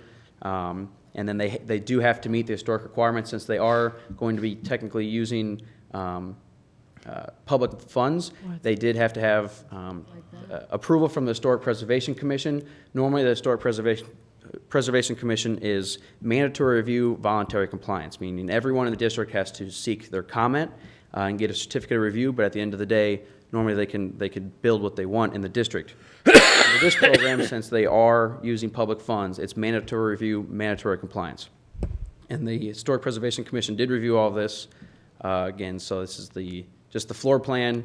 You can see the restaurant. We'll have some outdoor seating, which I'll kind of touch on briefly, that it does meet our guidelines. And then there's 2 apartments in the back, and then the top floor has the 4 apartments up top. So here is just elevation. It is in black and white, but they are proposing to bring the building back into its original state. All of the windows they're proposing meet what it was historically. They had that approved statewide on the state level. They weren't allowed to make any new cuts to the building, so they've been following all of that. It's the opposite side. You can see where the new doors will be for the apartments. And then the front, this is the front street elevation. And then just outline how it does meet the design guidelines. You know, the facade preservation enhancement, and it aligns with Front Street, as you see, is with the rest of the buildings on there. Like I said, they're preserving the size and shape of the windows. Their commercial is pedestrian oriented, which is what we encourage on the ground level. We don't want, typically you try not to have a commercial space we consider dead space where you're not going to have foot traffic. It's something that is going to be, they're going to have the tables outside, they're going to have a lot of foot traffic in and out of the building, and it does provide, like I said, the outdoor seating along the street. They did address this after this was brought up, the pedestrian access improvements to make sure that they are all meet ADA, and the pavers are stamped for concrete, matching what they have. This is in front of the OC. That has been addressed. And then the signage, they'll have to meet the typical standard requirements, but then also indirect lighting, make sure they don't have any backlit, that it fits into the historic, structures, the historic facade of the area. And then there is a score sheet that's required for them to meet this criteria. They have to have a total score of a minimum, I think, of 15 even to qualify, and they're well above. And this score sheet was done not just by staff, but with the help of the Preservation Commission as well. So on a $3 million project, there's only a one-time payment of $70,000? that's what it caps at. And so it's not the program is not a percentage of the investment. Regardless, it could be a $1 million project, it can be a $10 million project. It caps at different levels for each program. So with the facade, it's $40,000. With upstairs residential, it's $30,000, no matter how much you invest. It's meant to go ahead so that you're encouraging investment on these small types of projects where they don't have to go through the cost-benefit analysis, for example, of like what we've had to do with PGAV for Rhine River development and Front Street development. It's for these smaller scale projects that they can go ahead and encourage them to go ahead and do this type of redevelopment. Right. And so, because it is a big overtaking to have a new TIF district, that study that Darren just mentioned is on average about $40,000 up front that the developer does not get back. They have to put that investment in. This allows for a smaller development to take advantage of an existing TIF district without having to put that investment up front. Now, they did have to get, the study done and show, if you saw there was 2 estimates in there. They have to go to 2 different companies, submit both cost estimate, and then figure what to the best of their ability what they think the increase in value will be.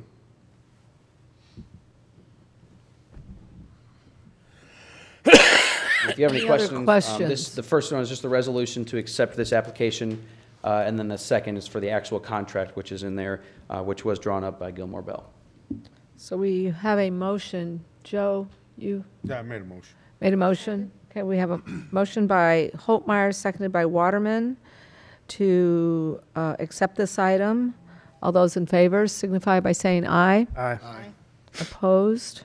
By your vote, you've accepted the resolution. Thank you. And then we have an ordinance. Authorizing and directing the execution of a downtown building rehabilitation agreement by and between the City of Washington, Missouri and Marquardt Landing Properties, LLC. Patke. Introduced by Councilman Patke. This is the ordinance that follows the previous resolution, right, Sal? And this is the ordinance. Okay. This is the agreement.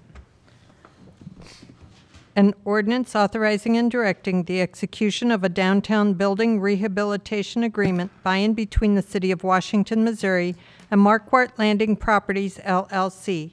Holtmeyer? Aye. Solentrop? Yes. Waterman? Yes. Patke? Yes. Moheski? Pettit? Yes. Hydrich? Aye. Scornia? Yes. By your vote, you approve the ordinance. Thank you. Can I ask you a real quick question?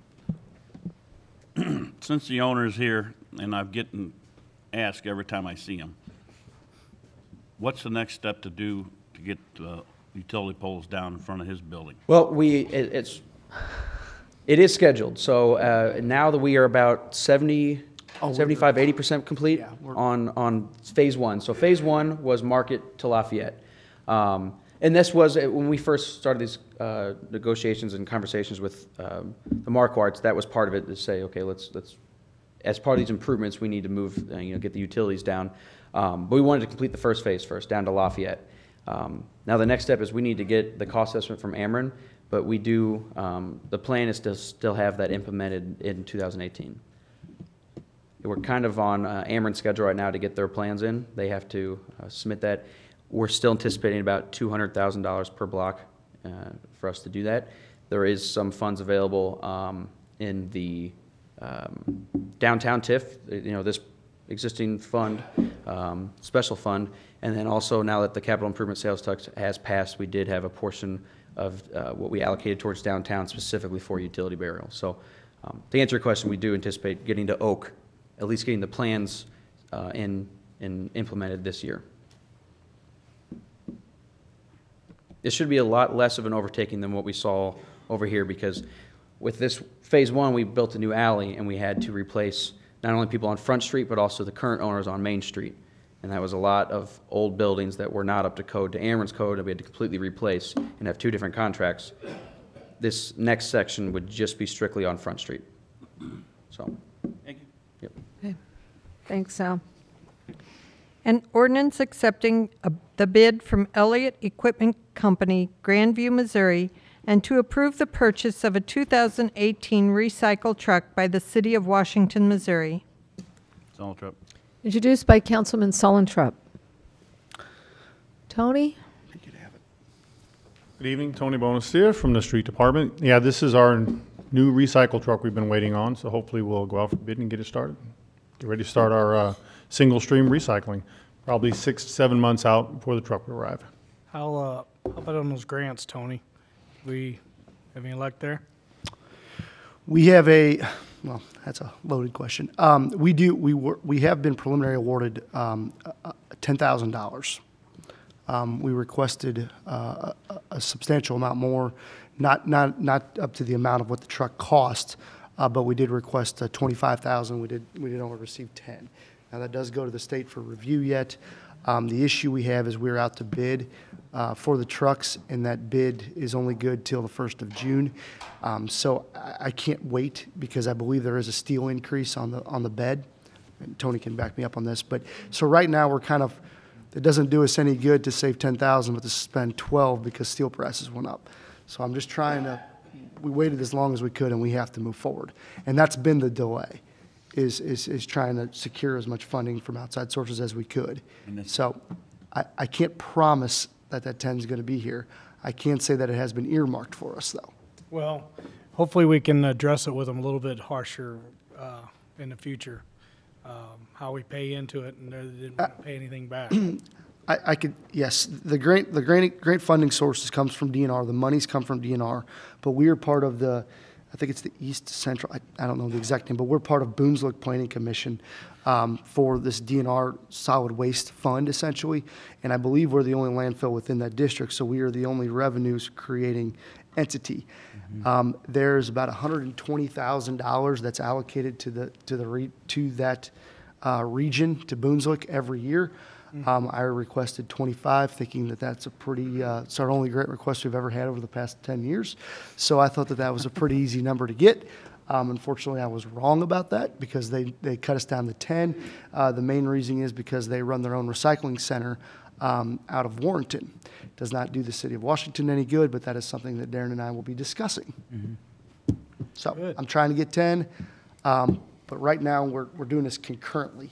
So it's earmarked, but I think there's a little risk. But like I said, our bid's not good after June, and there is going to be a steel increase. So move concurrently. Are we going to educate? Slash trash truck, right? It's a recycle truck. Yep. It's what it is it's a recycle truck. It looks like a trash truck, but it's used for recycling purposes only.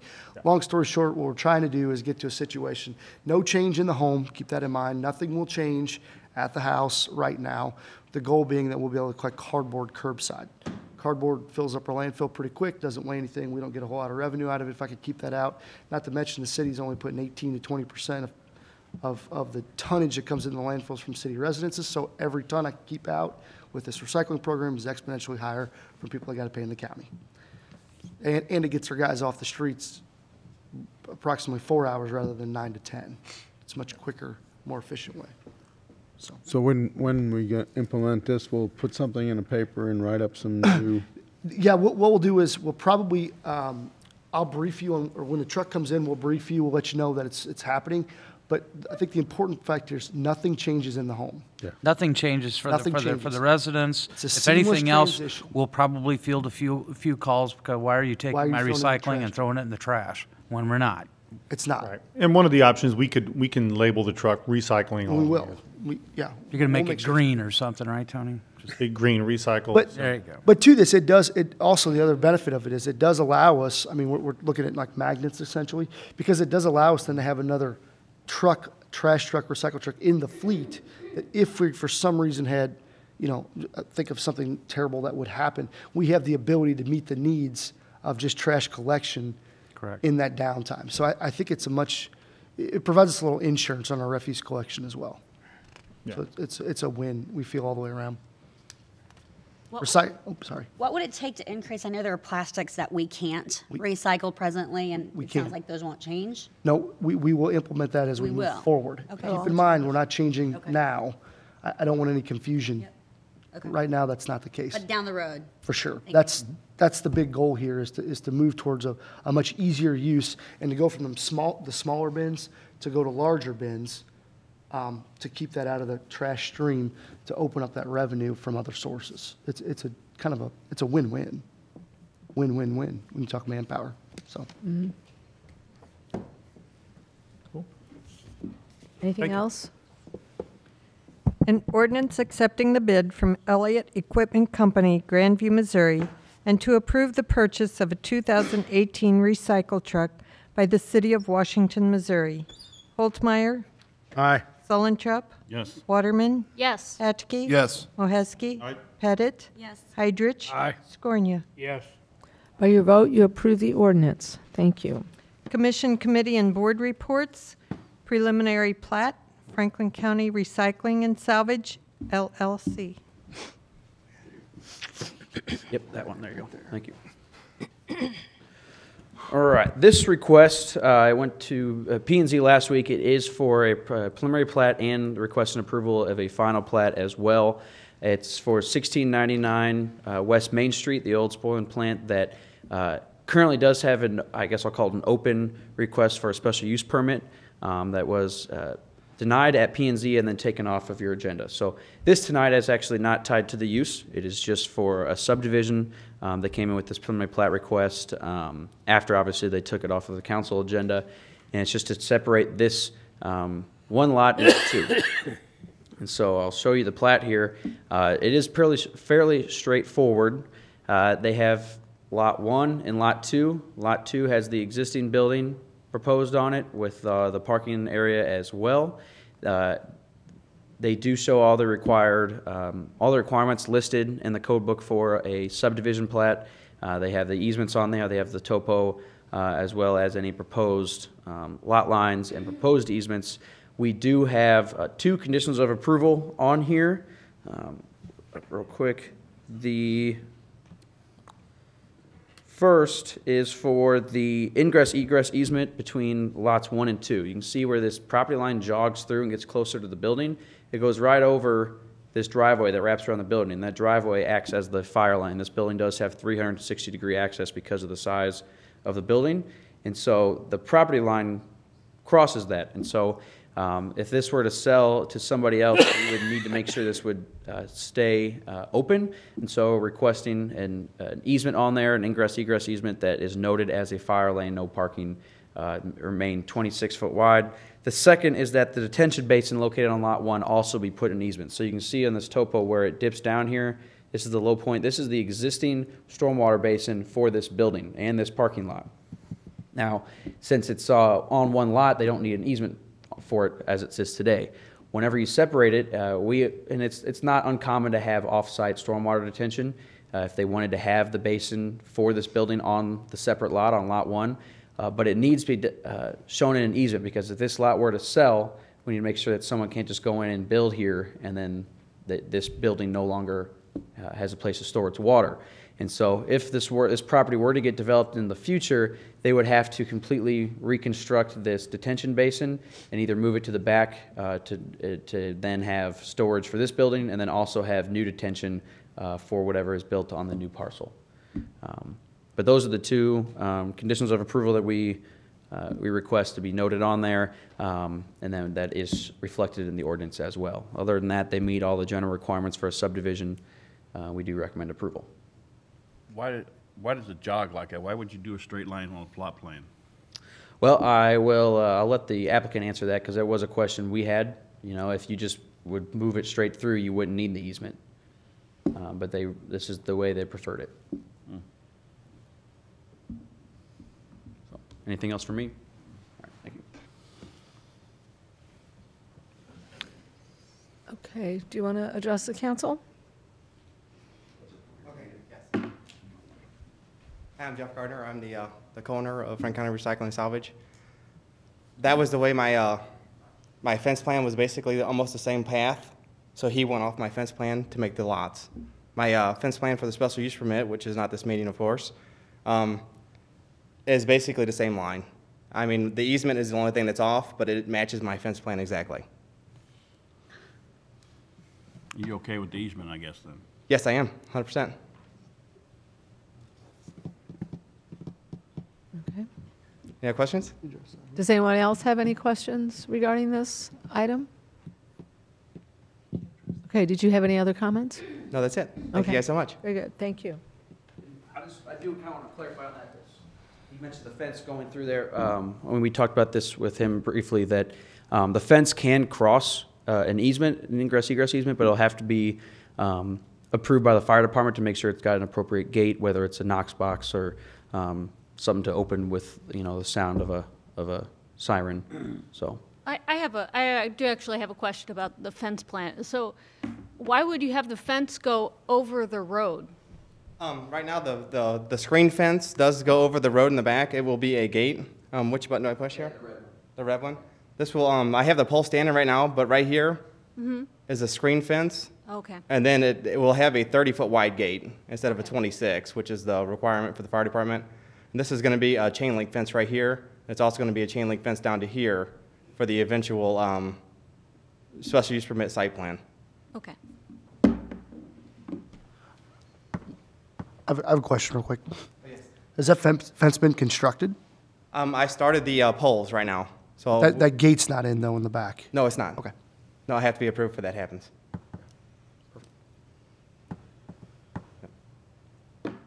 Any other questions?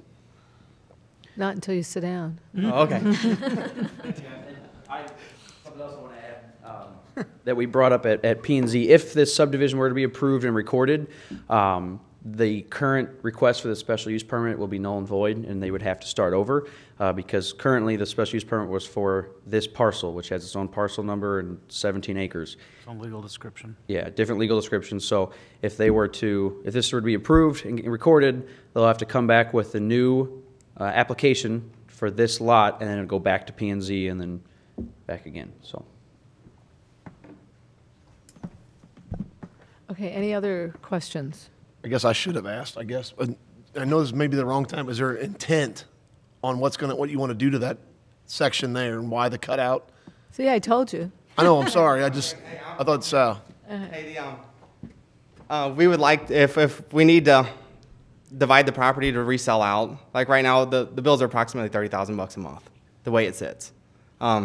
If we need to sell out, if we need to redevelop another building, if we need to put anything in the next lot over there, it'd be easier for us to do that, accomplish it, whether it be leasing it out, renting it, reselling it, whatever the need may be.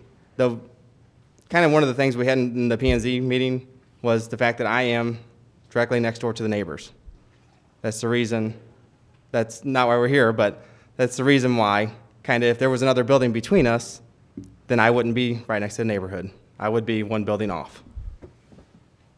So in other words, by separating this lot line, then the neighbors in the neighborhood directly to the east of you now have no say in what goes on in the building? No. I still want them to have a say. I went and talked to every one of the neighbors in the neighborhood, but if I have to build a building to recuperate some of my losses already, if I have to build another building behind in the green space, which I don't want to do. Believe me, I love recycling. I live for it every day of my life. I do not want to do anything in that green space at all. I would rather leave it green, but I cannot afford to do so. Okay, I guess my worry was in order to move the water retention area, like Sal said, to put a building there would be detriment to what your selling price, I guess, would be. But you have to know that before me, so. Would it require an easement to get a driveway back there now if we built in the back or the front? I mean, I guess I don't see what's going to go in this, I guess is what I'm saying. What kind of building is going to be built in the front on top of the water retention pond, or are we going to build a driveway to the back the way we stand? So it could have, I mean, it's not limited access. They could have a driveway come through, you know, if there's even some room back here for a building, but, you know, as far as we could tell, you know, I think this would be the most buildable area, but you're right, there would have to be a substantial amount of stormwater work. I think it's difficult to speculate what it is, and since we do not have limited access or no access to any streets in town. It's zoned industrial. Right. Right, I was just more like, what would be the intent of that, but you answered the question, so, okay. I would have that stormwater was removed. That's part of the stormwater easement, part of the condition approval, is that stormwater could be relocated potentially, could be improved upon, could be put underground. Maybe, I don't know, you could put a giant cistern underground if you wanted to. It's just, it would have to be handled in the capacity that it is today for that primary building. So that's the reason for the condition. Any other questions? He's sitting there. Are those 10-foot intervals on that topographical map? I think they're 2. Well, the dark lines is what I'm talking about. The dash lines I'm thinking are 2 foot. I don't know. My guess would be the I think dash those are. would be I think the 2. dark ones are 10. The dash Yeah, ones are 2. 2 and 10. 50, 60 feet of elevation change in 175 feet, you can build on that? That's why I asked. I don't know. Yeah, 60-foot elevation change in 175 feet, you'd probably have to do a lot of fill there, wouldn't you? Yes, I would. Well, how are you going to come up with a level spot?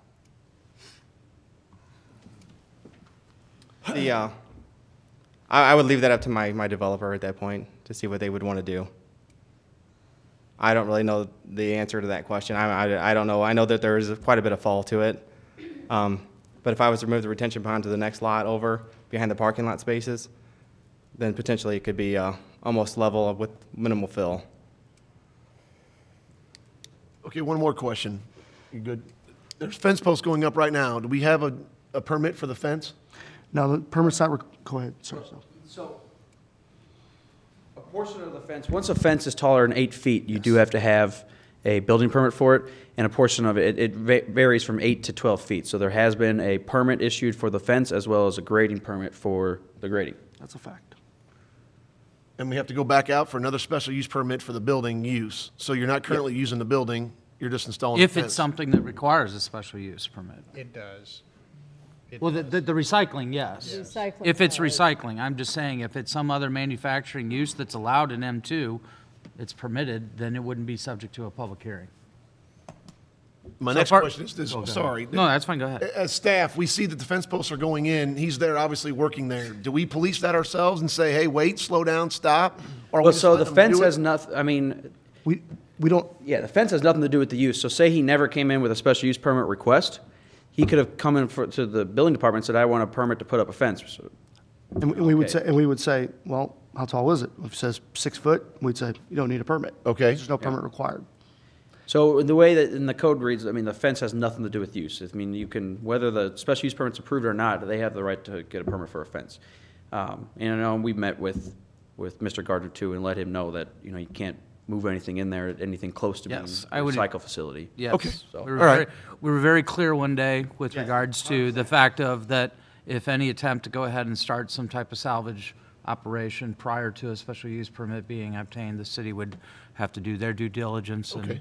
It's 100% clear. tell Mr. Gardner that he has to cease and desist at that I point. will not do that. I will wait for you guys to give me the approval. That's why I'm going to come back to you guys every time and hope for the best. Pray for the best. Those are 5 and 1 foot. There we go. 5 and 1? Yeah. Okay, anybody else have a question of Jeff at this point? Okay, you're good. Okay, thank you guys. Yeah. Yeah, can, Yeah, I mean, it's open. Yep. If he wants Right. to comment. come on. If you would, thank you, Mayor and Council. My name is Ray Frankenberg, and I'm representing the residential property. We have 47 residential property owners there with 114 people. 25 of them are less than 16, and I'll get to why I'm telling you this real fast. There's approximately $20 million of residential property in this area that we are concerned about. It is about the use that we're concerned about, and we feel that it will damage that property. And I will be asking to be put on your agenda so I can come and speak to you about that when we're talking about the residential use.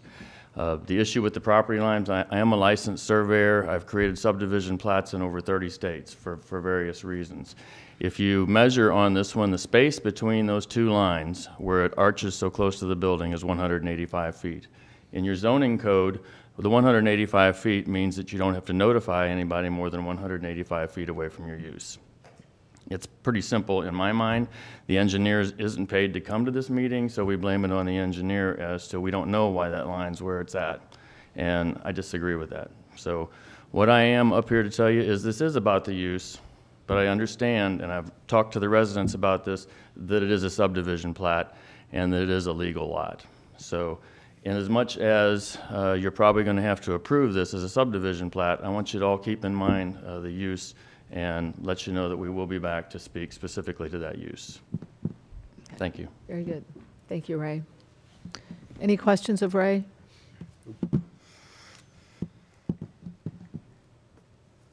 Okay, so we need a motion to accept this into the minutes. Make a motion. Second. Okay, we have a motion by Solentrup, second by Holtmeyer to accept this item. All those in favor signify by saying aye. Aye. Opposed? By your vote, you accepted the item. Thank you. An ordinance approving the final plat of Franklin County Recycling and Salvage, LLC, in the city of Washington, Franklin County, Missouri. Holtmeyer. Introduced by Councilman Holtmeyer. This is the ordinance that follows the previous item. Any questions? An ordinance approving the final plat of Franklin County Recycling and Salvage, LLC, in the city of Washington, Franklin County, Missouri. Holtmeyer. Aye. Solentrup. Yes. Waterman. Yes. Hettke. Yes. Moheski. Pettit. Yes. Heidrich. Aye. Scornia. Yes. By your vote, you approve the ordinance. Thank you.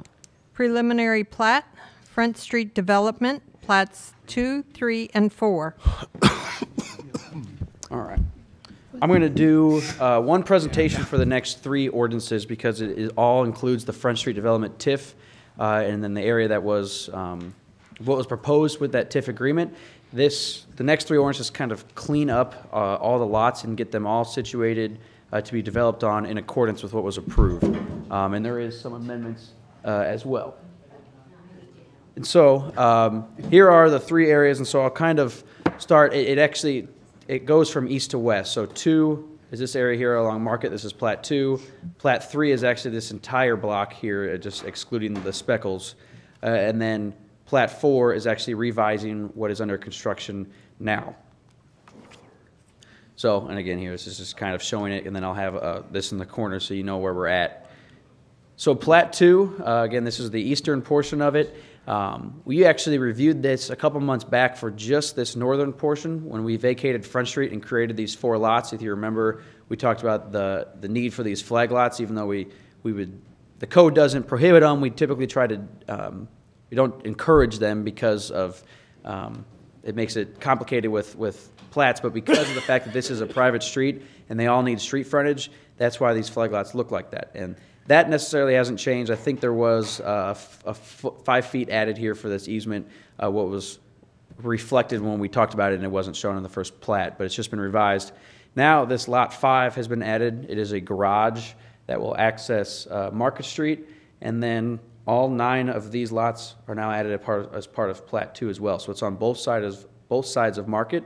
There are 6 units that face Main. There is the ingress-egress easement to the back that shows the fire lane and parking, so it meets the 26-foot requirement here. And then this portion, there's no fire lane in the back, but it's a short enough building here, which is 3 units, that it has 150-foot access from Main Street and Market. And just to touch on, this portion here was actually not in the TIF. This is outside of the TIF district, but it's part of the development as a whole, and so it's part of the Plat 2. And it does include, like I said, on both sides of the street. For Plat 3, this includes the middle block in between Jefferson and Lafayette. It doesn't do anything with the Speckles lot, but it does actually revise all the lots on the remaining of the block. It actually is more of a consolidation plat. It makes this proposed commercial lot, if you remember at the corner of Main and Jefferson, There is a lot proposed that or building proposed that'll be commercial on the ground floor, and then what's been proposed is 3 floors of hotels above. And then also, this is the 3 units that we just looked at. And then here is the 4-story structure that'll be flats, a parking garage underground, and then 4 flats. The only comment we have on this plat is that if you see this dotted line here, this easement is actually a stormwater easement that runs under the new building, which is typically, I mean, it's not strictly prohibited, but we just want to note on there that that easement will not be dedicated to the public. Sometimes all easements, or utility easements, including stormwater, are just dedicated to the city of Washington. But since this does run under a building there, if it were to collapse, it'll be under the responsibility of the property owners, the condo association. So we just wanted to, that was the only comment we had on here, that note be added to the plat. And then lastly, Front Street Plat 4. This is the one we actually approved a year ago, and this is what it looks like now. These lots go all the way back to the old Modern Auto, and the revised plat here creates a common ground in the back. And this just cleans it up where these property owners don't own all the way back across. The easements are still there for cross access as required for fire lane, for parking, just for access from across the block. But it does clean it up where it's say that if there's a pothole behind lot 7, is it the responsibility of just the person on lot 7 or for everyone who drives across it? So this creates it a common ground, makes it a lot easier for the homeowners association. And I'm sure Andy can explain that a little bit better as why he decided to do that, because both scenarios work under our code, but this is just something to clean it up. That's all I have. We didn't have any comments on plats 2 or 4, just on plat 3. The rest meet all the requirements. So, any questions or comments? Sal, on that one back where the old bull and feed store is? Yes. What kind of garage is that going to be? This is not going to be mixed use, so this would just be a storage unit. And in C3, that is a permitted use. It doesn't have to have residential mixed into it. So, I mean, Andy is here. He can explain a little bit more with the use, but I think it is going to be able to be rented out to just the condo association. It's not a mini warehousing operation. Okay. That's fine. Andy, how many units do you have altogether here? For growth.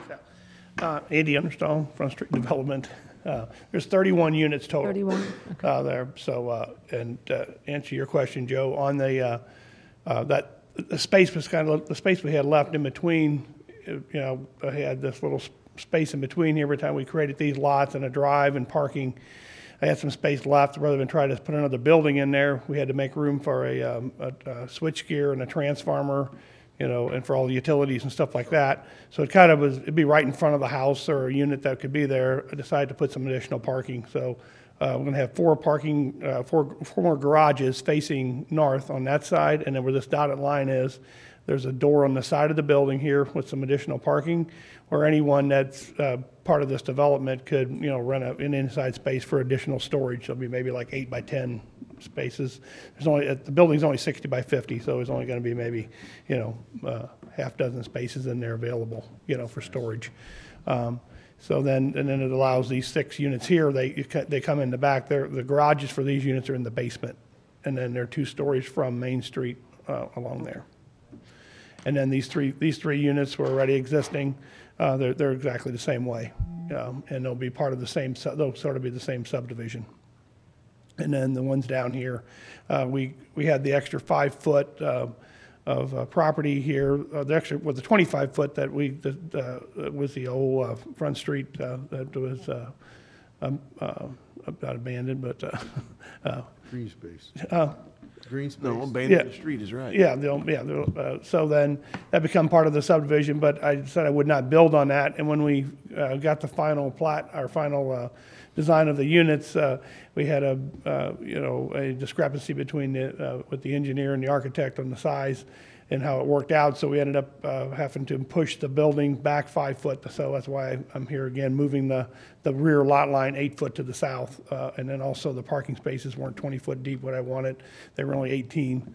So we kind of had a little bust there on the engineering. But we resolved that. And then as far as on the other side here, just go quickly through this here, take your whole night up. That pipe that is through there, through the parking garage, it's going under the parking garage, and that with concrete pipe, embedded in concrete, so it should never be an issue. It's just taking the water from the lower half of this lot on the corner here by Jefferson, and then we're picking up the water behind Ed and Linda's unit here and taking it on across back to the storm sewer. So. Good. Anybody have any other questions on that property? And then last is this here. As we were cleaning up everything here, getting ready to do our restrictions and stuff for the subdivision, my attorney said this piece of property right here is the retaining wall, so this piece of property behind La Dolce Vita actually belonged to La Dolce Vita, so I was going to dedicate that to the subdivision. When I got ready to do that, they said the new way to do this now is to dedicate all this as common ground because it's shared access, shared utilities, maintenance, and all those kind of things, and just for insurance purposes and everything, and shared parking. There's eight additional parking spots, three here and here, and 2 over here, so that it would just belong to the whole subdivision. So we kind of just went in and took that off, and then there was some spot behind the retaining wall here, which was part of an easement along Don Myers' property. He had an 8-foot easement, and there's 12 foot onto our property. Rather than own that property behind the wall, we just basically, I took this property, gave it to the subdivision, took this property back, and just at this time I'm just going to leave it set there, because it's not. It doesn't really do any good. It's like about a 5-foot tall retaining wall with a 5-foot fence on it. So I kind of cleaned up those issues. So Looks nice. thanks. Anything else? So Okay. Thank you, Andy. okay, thank you. So we need a motion to accept the preliminary plat.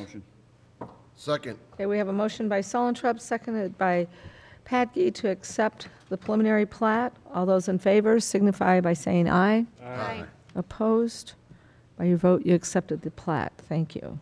An ordinance approving the final plat of Front Street Development, Plat 2 in the City of Washington, Franklin County, Missouri. Introduced by Councilman Holtmeyer is what I heard. Right? Okay. This was the ordinance that follows the previous item. So, An ordinance approving the final plat of Front Street Development, Plat 2 in the City of Washington, Franklin County, Missouri. Holtzmeyer? Aye. Sullentrup? Waterman? Yes. Patchke? Yes. Moheski? Pettit? Yes. Heidrich? Aye. Skornia? Yes. by your vote, you approve the ordinance. Thank you. An ordinance approving the final plat of Front Street Development, Plat 3 in the City of Washington, Franklin County, Missouri. Patke. Introduced by Councilman Patke. Again, this follows the previous plat. Any questions? An ordinance approving the final plat of Front Street Development, Plat 3 in the City of Washington, Franklin County, Missouri. Holtzmeyer? Aye. Sullentrup? Waterman? Yes. Patke? Yes. Moheski? Pettit? Yes. Heidrich? Skornia? Yes. By your vote, you approve the ordinance. Thank you. An ordinance approving the final plat of Front Street Development, Plat 4 in the City of Washington, Franklin County, Missouri. Scornia.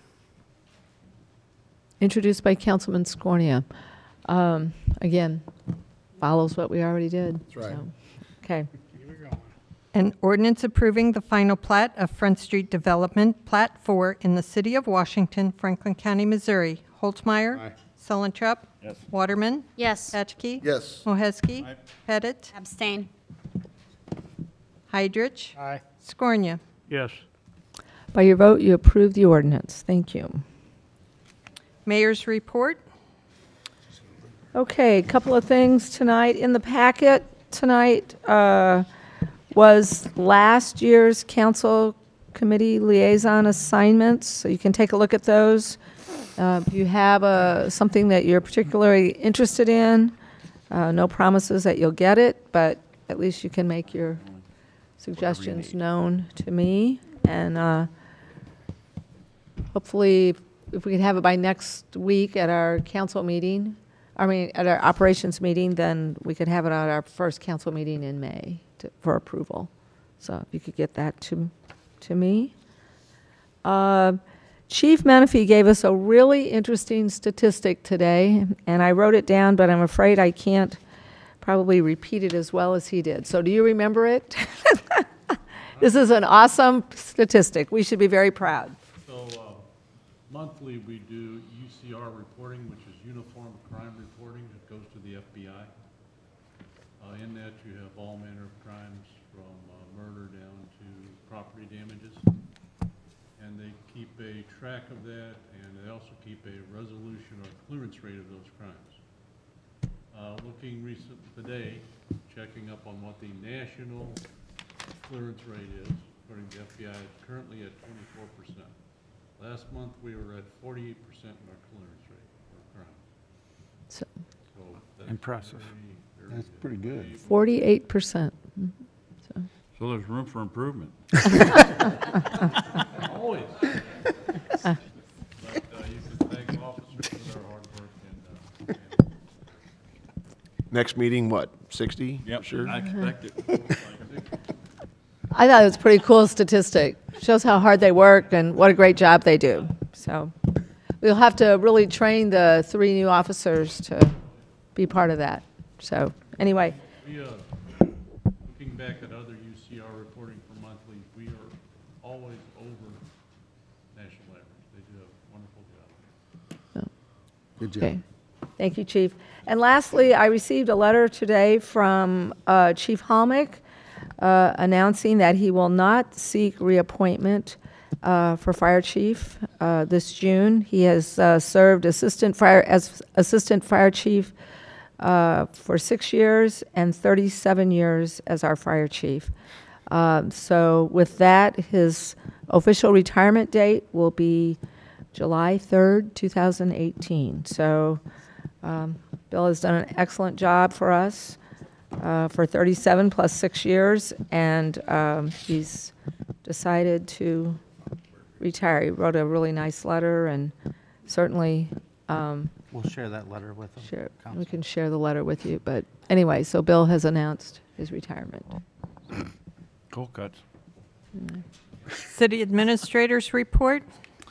Real quickly, since the renewal of the sales tax passed, we'll be meeting with department heads to go ahead and discuss some strategies in the near future, and I'm keeping it short. Other than that, we do have, unfortunately, 1 or 2 or 3 items.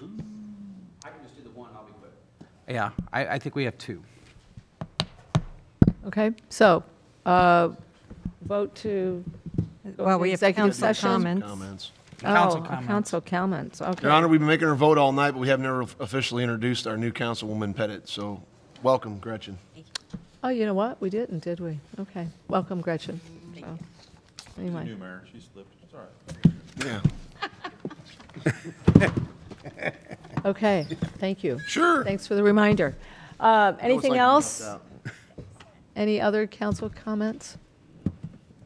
Motion. City Attorney's report. Public vote on whether or not to hold a closed meeting to discuss legal, personnel, and real estate matters pursuant to Section 610.021 RSMO 2000. Holtmeyer. Aye. Zollentrop. Come on. Okay. We're going to do it. Waterman? No matter how you vote. Yes. Atke. If it's quick. Yes. Mohesky. Pettit. Yes. Heidrich. Scornia. Yes. Right, she gave you the. The new mayor's crabby. Oh, man. So anyway, all right. So, It's past 9.